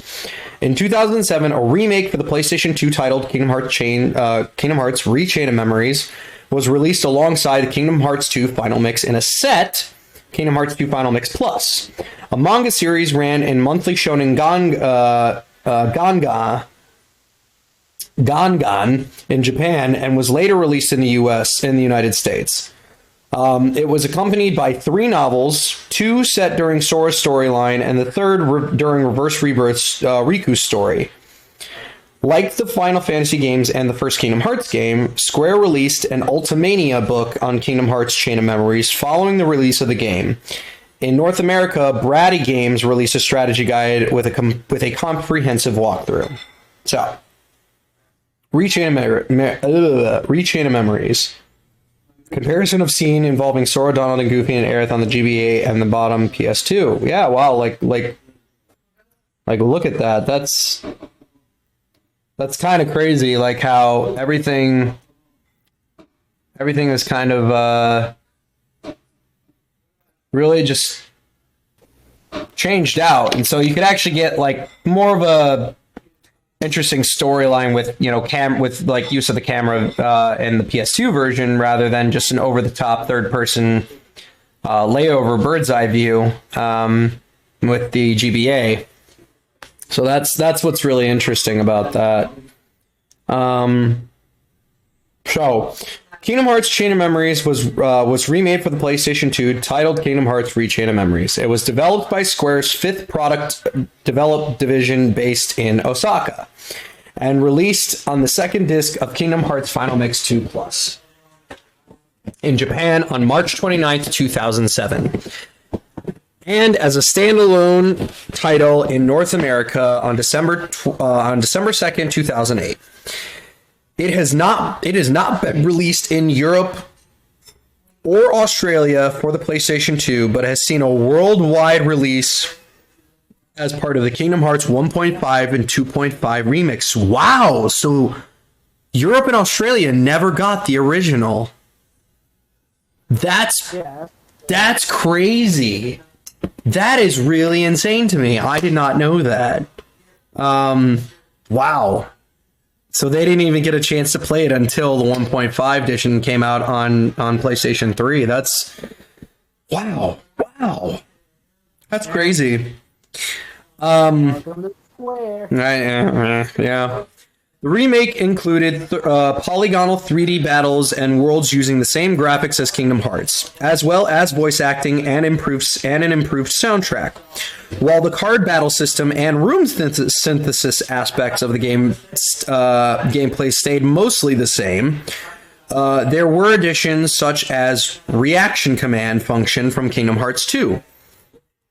Voice-acted scenes occur only in Castle Oblivion, as well in the Destiny Island and Twilight Town simulations. The remake also included new cutscenes and battles that were not in the original game. IGN has ranked it as the 92nd best PlayStation 2 game. The 92nd. Woof, dude, that's rough. The staff felt, yeah. You think about how many games released for the PS2. That's not terrible. That is not terrible. And in hindsight, what do we say? Kingdom Hearts 1, because I was rewatching a little bit of the first reflection just today, so I could get the framework down.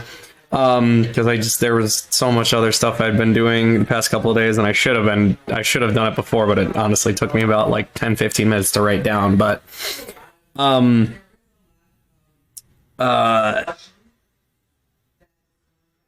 yeah, I think the first Kingdom Hearts 1 was like one of the top, was like the number one PS2 game to be ever sold, I think, according to IGN, which is. Really?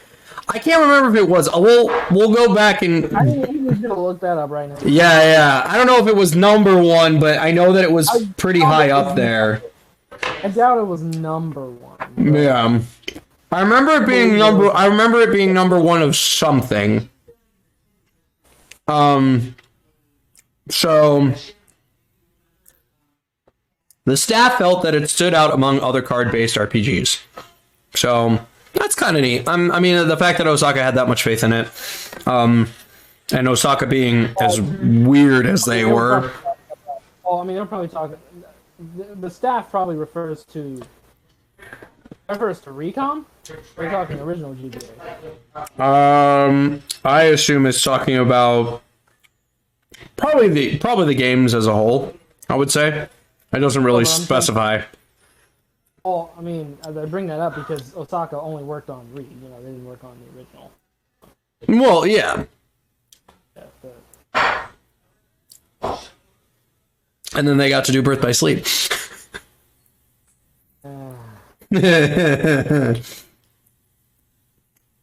Anyways. Here we go again. Alright, so then this covers the manga, which...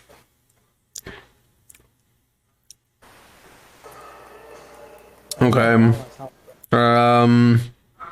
Reception. Okay. Here we go. And then we'll start looking into like what were the big and major different changes between the GBA versus the we'll look into that, and then we'll start looking into like sale prices and stuff too.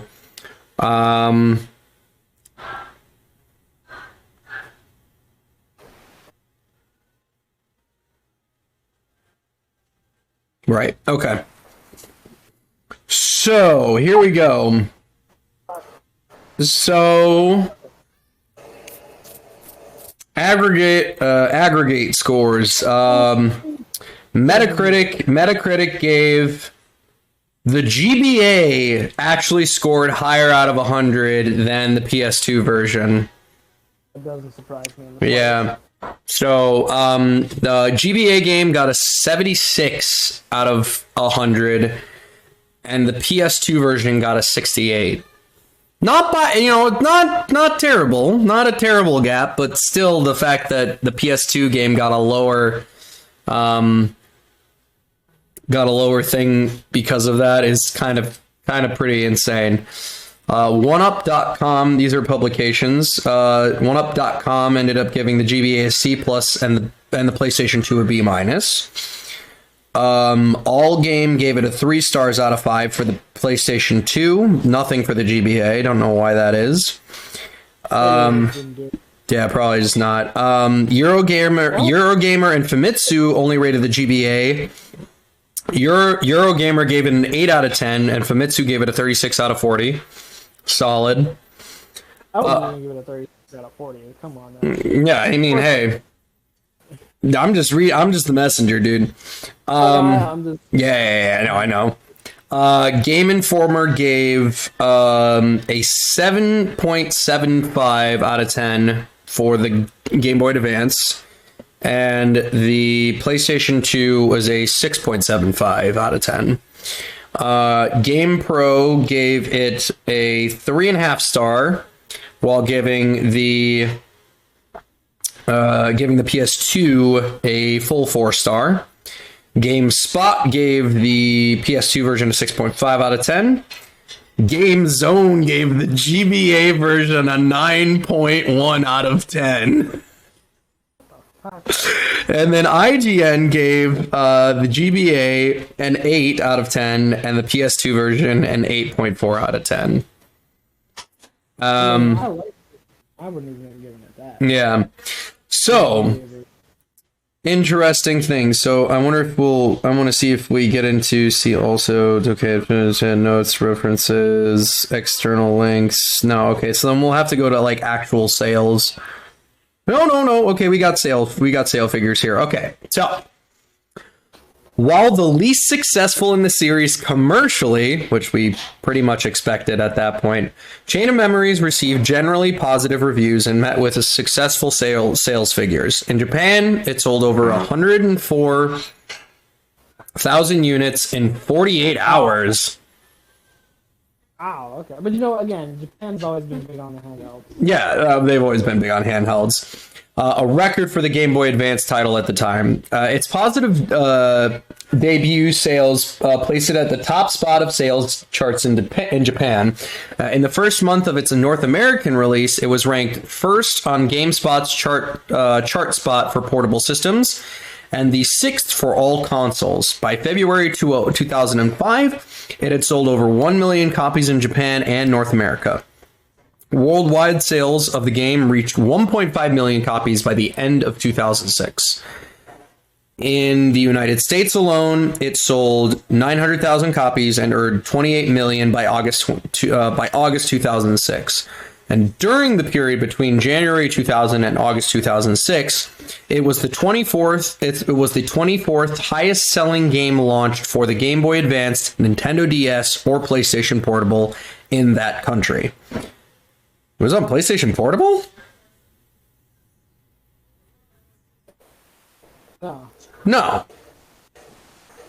No, they're just saying of all. Of all hands. Okay, I see. Okay, I was like, wait, what? So confused by that. By late 2009, Chain of Memories had sold over 1.55 million copies worldwide, with 200,000 in the PAL regions, which I'm assuming is the Pacific Atlantic. It's Europe. Okay, that's Europe. 410,000 in Japan and 940,000 in North America. So, yeah, all right. The game received mostly positive reviews from critics. The card-based battle system received mixed reviews. GameSpot called it unwieldy, while GameSpy called it engaging, and GameWatch called it original. Review. Sorry, what was that? Well, at least nobody called it shit. I mean, yeah, I suppose so. I'm sure there was.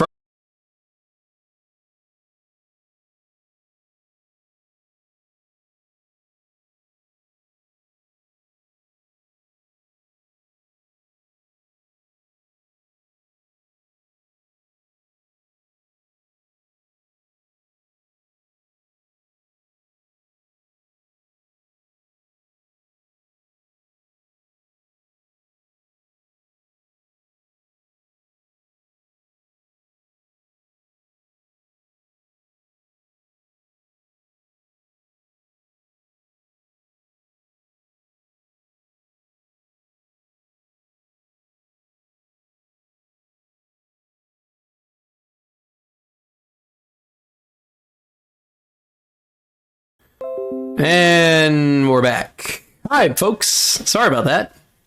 Internet decided to go poopy whoopy. Oh, hi, Mackie. Hi, I'm sorry. Glad you were able to pop on. I didn't see you earlier. So 92nd best PS2 game and 1092 best Switch game. Sorry, but too easy to pass up. That's pretty funny. I know. So I know we got pretty much the North America thing that we got up to pretty much there and calling out all that stuff. The game received mostly positive reviews from critics. The card-based battle system received mixed reviews, GameSpot calling it unwieldy, while GameSpy called it engaging, and GameWatch called it original. It's a lot of game differences there. That's weird. So reviews also cited that the card battle system was awkward and made it difficult to plan strategies. G4 commented that the gameplay was well suited for portable play and that it successfully combined card battles and random dungeons. Too much what's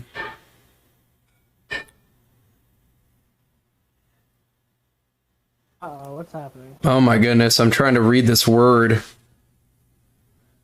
Too much or what, like literally two.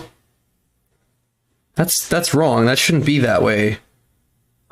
They have too much. It's literally they spell out the letter or the number 2. Should be sentence? Yeah. The full sentence is G4 commented that the gameplay was well suited for portable play and that it successfully combined card battles and random dungeons. Too much maligned RPG elements, I guess, is what they are saying. Hold on. Where the heck does this even quote end? What the? This is really weird. Link it to. Yeah, here. I'm really curious about it. Let me share. Let me share, please and thank you. Discord. I posted it in Mad Lads, so there you are. Yeah, so it's down at the bottom. If you go to reception, it's the second paragraph after all the stats up above. So I'll keep reading on. Some critics found the room synthesis to be far too linear. The most frequent praise went towards the story, which, yeah, the story's really fantastic. IGN called it an engrossing storyline that actually changes up after the adventure comes to an end, and rated the presentation a 10 out of 10. Which I can definitely agree with because the story for this game... Okay, sorry. Okay, I was reading the sentence and I've gotten it. Yeah. So, G4 commented that maybe if I just say it, it may make more sense. G4 commented that the gameplay was well suited for portable play, and that it successfully combined card battles and random dungeons. Two much maligned RPG elements. Yeah. So they're saying that card battles and random dungeons are 2 of the most hated RPG elements. Oh, okay, I see. Okay, I see. So that is actually correct. 2 much maligned RPG elements. All right, then. Never mind. Well, thank you for that wonderful English lesson. You're not an English teacher. The English teacher. You're not an English teacher. You're Kurna. What is this? Yeah, beware the cool one. All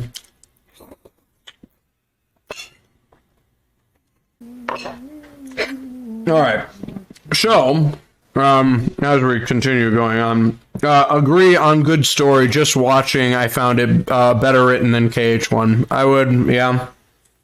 I would definitely be on that side. I think it was just more writing Yeah, there was. It was just, it was a more, it was, I think it was definitely more, KH1 was about the journey and the excitement of like visiting all these worlds and, stopping darkness and all that stuff. Whereas Chain of Memories was allowed to be a bit more real and more inwards. Yeah, I mean, I think the thing is, Kingdom Hearts 1 was written with the idea that it would maybe fail. Like, they didn't know if it would be successful. And then Kingdom Hearts 1 ended up being successful, and then they sat down and wrote out, like, the rest of the story, basically. Yeah. So the quality of graphics was well received, particularly the cutscenes. IGN cited them as wonderfully produced FMV sequences. GameSpot stated that the movies were true to the art style of the original and were on par with the GBA video packs. They also commented on the detailed and well-animated game sprites. Game Watch described the event as high quality. The event scenes as high quality. Many critics stated that though the graphics were not as good as the PS2 predecessor, they were very good for a GBA game. G4 complimented the graphics, stating that Chain of Memories was one of the best looking GBA games out there. And that's like some really cool stuff. Let me go ahead and try and find now. Differences in Kingdom Hearts, Chain of Memories, and Henry.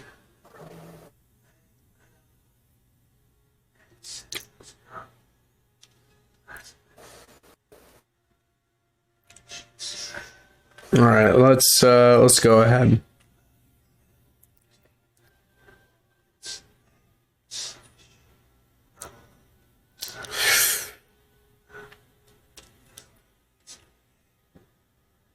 Oh, this is just a Reddit board. I actually want like some actual.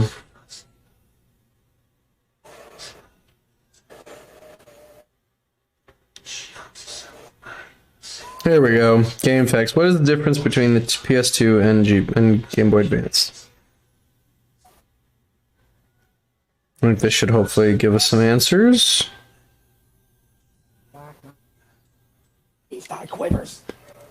Oh, it is time to kill for my master.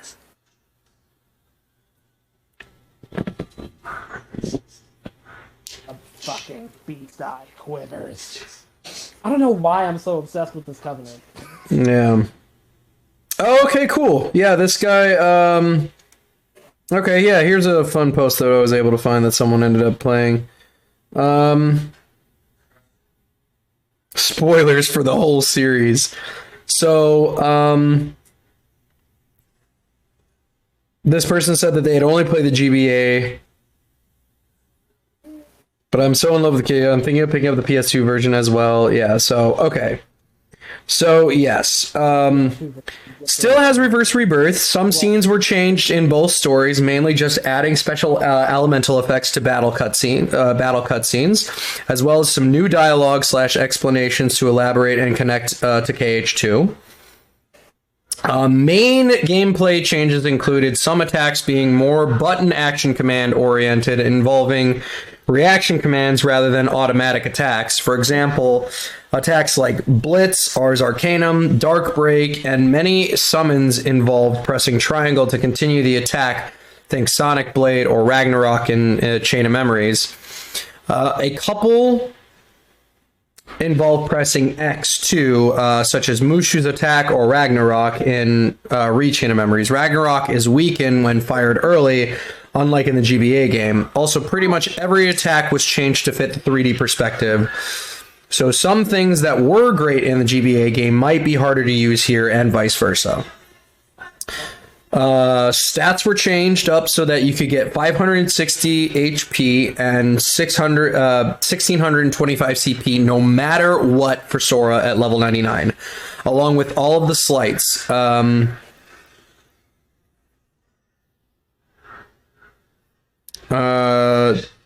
in GBA, or sorry, not slights, slates.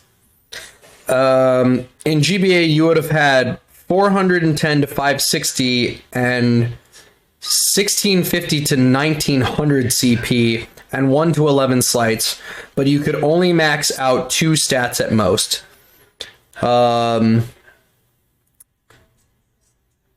Slights gained at levels were changed, as well as other card slights and where you get them. Enemy attacks are almost completely different too, and there's a new boss fight for both Sora and Riku. Sora has a new final boss form to deal with at the end, and Riku actually gets to fight Zexion. Oh, interesting. So Zexion wasn't an actual original fight for Riku in the original game. Interesting. Very cool. Yeah, because that fight's weird. And a whole bunch of other stuff like gliding, 100 Acre Wood change to have mini games, 3 difficulty modes, theater mode, etc.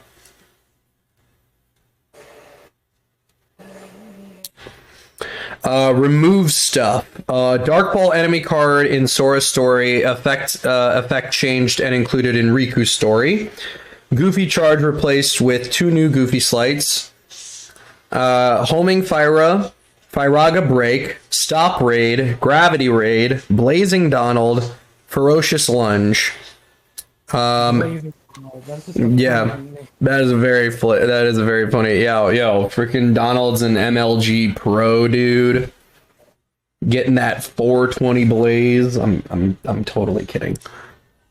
Xander, make it happen. I imagine that'd be easy because Donald was a huge blunt in his mouth. Pretty much, yeah. But he's got to have like the MLG like drip though. That's what he also has to have. Okay, so the added stuff.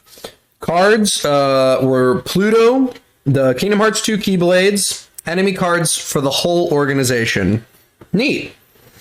Slights, Goofy Smash, Wild Crush, Lucky Bounty, Freeze, Magnet Spiral, Firaga Burst, Lethal Frame.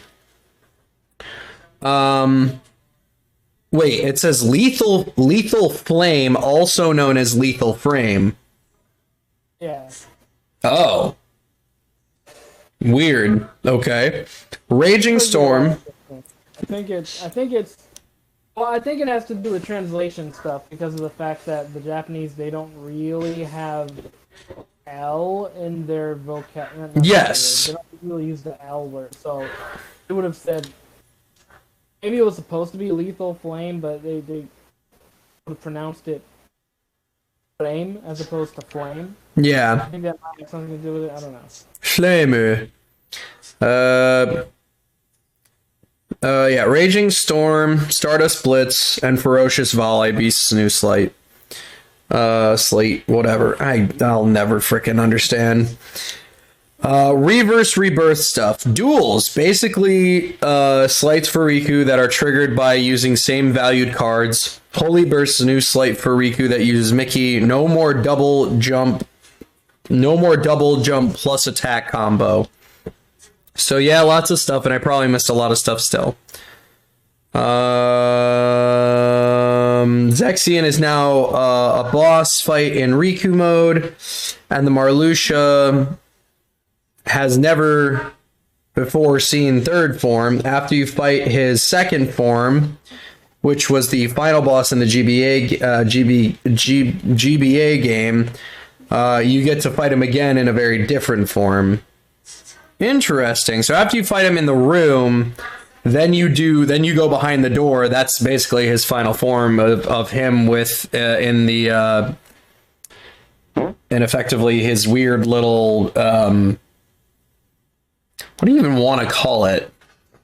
I don't even know what to call it. Basically the form where he's got the big scythe hands. Yeah. Yeah. We should call that the Strelitzia form. You know, because of all the theory. I mean, yeah. Although the Strelitzia form where he's just kind of standing there and there's just a big angel of her behind him also works.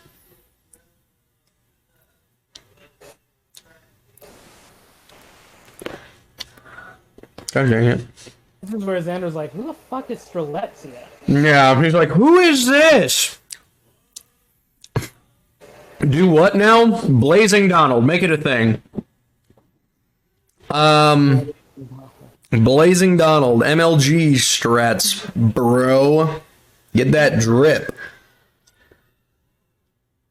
Some minor story elements.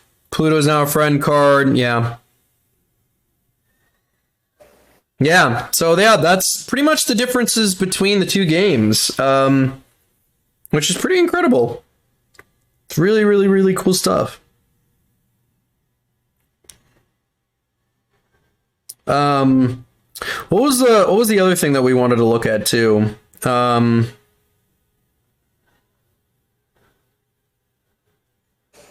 I guess we kind of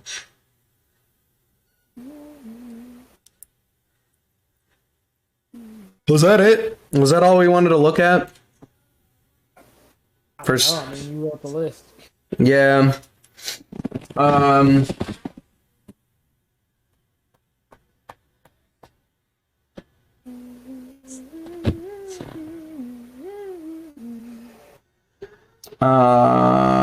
Yeah, we kind of glossed over sales stuff. No, we talked sales stuff. Yeah. So in essence, that's pretty much it.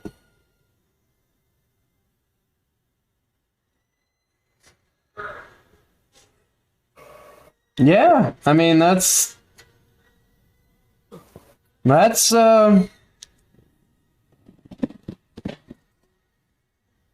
it, man.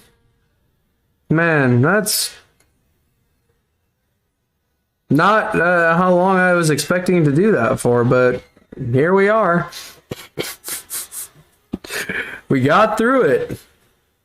Yes, buddy, we got it. Yeah. Yeah, we got it done. Right. So I guess what we'll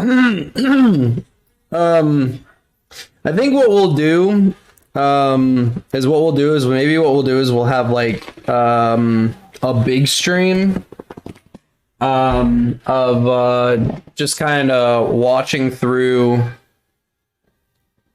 days. We'll just watch the whole thing. Because I forgot how long is that? It's like just about 3 hours. And maybe what we'll do is just instead of having a separate, we'll literally just go after we've watched it. We'll just go straight into the reflection. As it'll be a little different. With kind of everything that goes on there, but yeah, we'll probably do that. We'll figure that out when because later on this month is gonna start getting a little wonky for me to start doing streams, since I'll start having night shows on Tuesday towards the end. So, yeah, I mean, you said you're off next Tuesday, yeah? I'm off. It's next Tuesday, the 15th. Yes. I'm off Tuesday and Wednesday.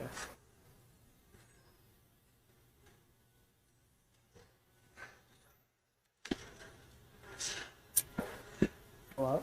No, yeah, I'm thinking, could do a day stream watch of that. How the fuck do I get over there? Could do that, actually, instead of, like, waiting at night for the internet to go kapooey. Yeah, we could just do a nice early 4-hour stream. Probably won't really talk that much about the reflection.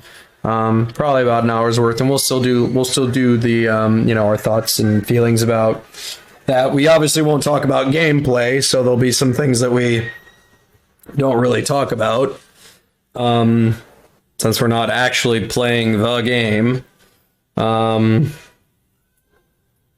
Although I'd love it if we could. I mean, you could get a 3DS and find a way to stream off of it. Yeah. Yeah, that is true. Does it? I wonder if it does it. I wonder if it has proud difficulty on there. Yeah, it does. Okay. It doesn't have critical, but it has proud. Yeah, because all the early games only had proud. Well, the funny thing is, Days came out after 2FM, though, so. It could have had critical. Yeah, they could have, but I guess not. So yeah, we'll that means I would have to, because the 3DS that I have, I don't think is it's not that great. Well, wait, actually, I think I have my sister's. He's rethinking the whole structure now.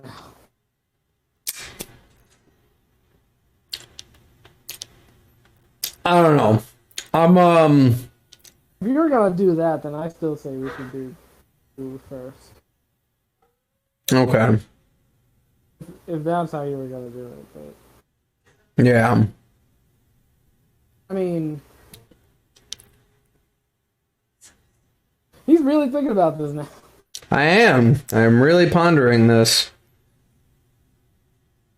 I got a week. I'll think about it. It's just, I'll just have to allocate and probably have to buy in a little bit more streaming tech, which I'm like, so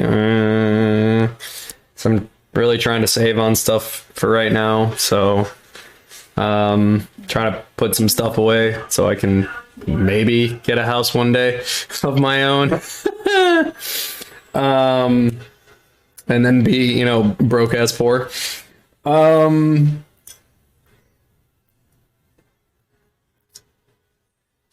Yeah, so for right now, the plan will be we'll watch Days, and then we'll do the reflection right afterwards.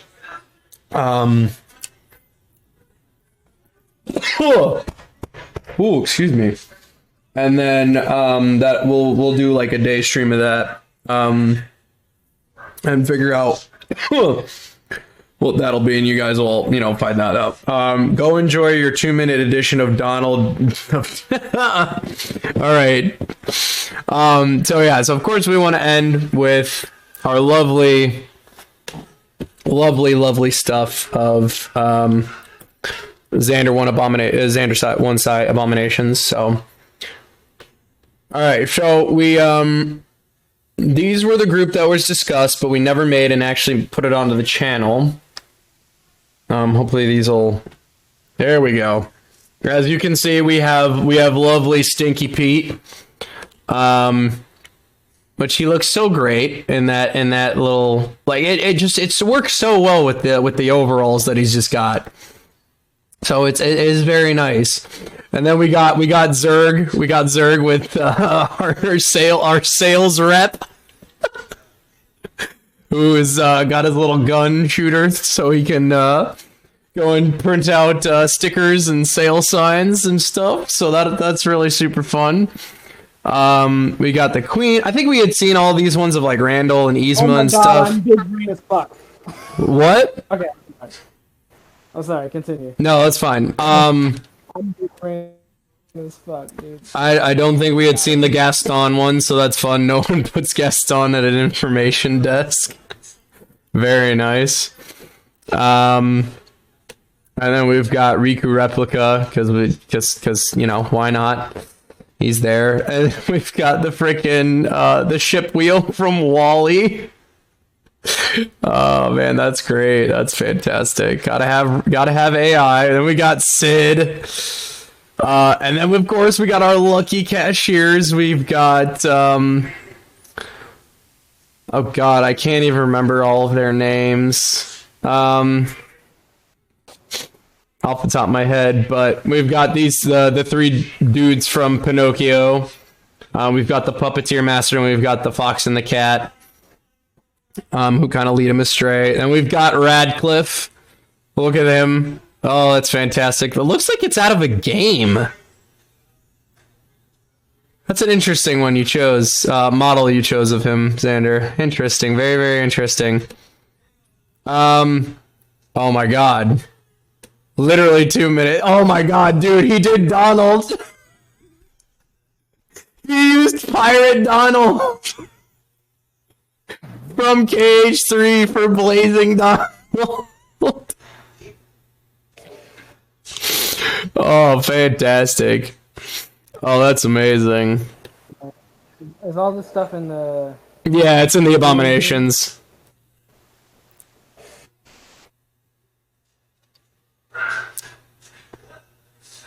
Fantastic. Those are absolutely great. So let me go back to chat so I can see.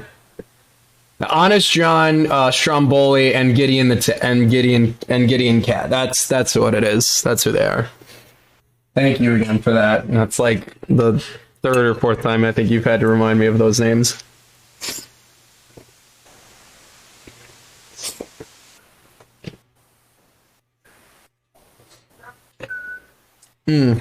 So, with that, I think we're gonna go ahead and we're gonna end it here. This was great. This was absolutely wonderful. We will see you guys here. Most definitely next Tuesday. No question about it. And we'll go ahead. We'll watch through. We'll go ahead and watch through that. And it'll probably be after we do the whole Monster Hunter thing too, as well. So then you're not gonna do the 3DS thing.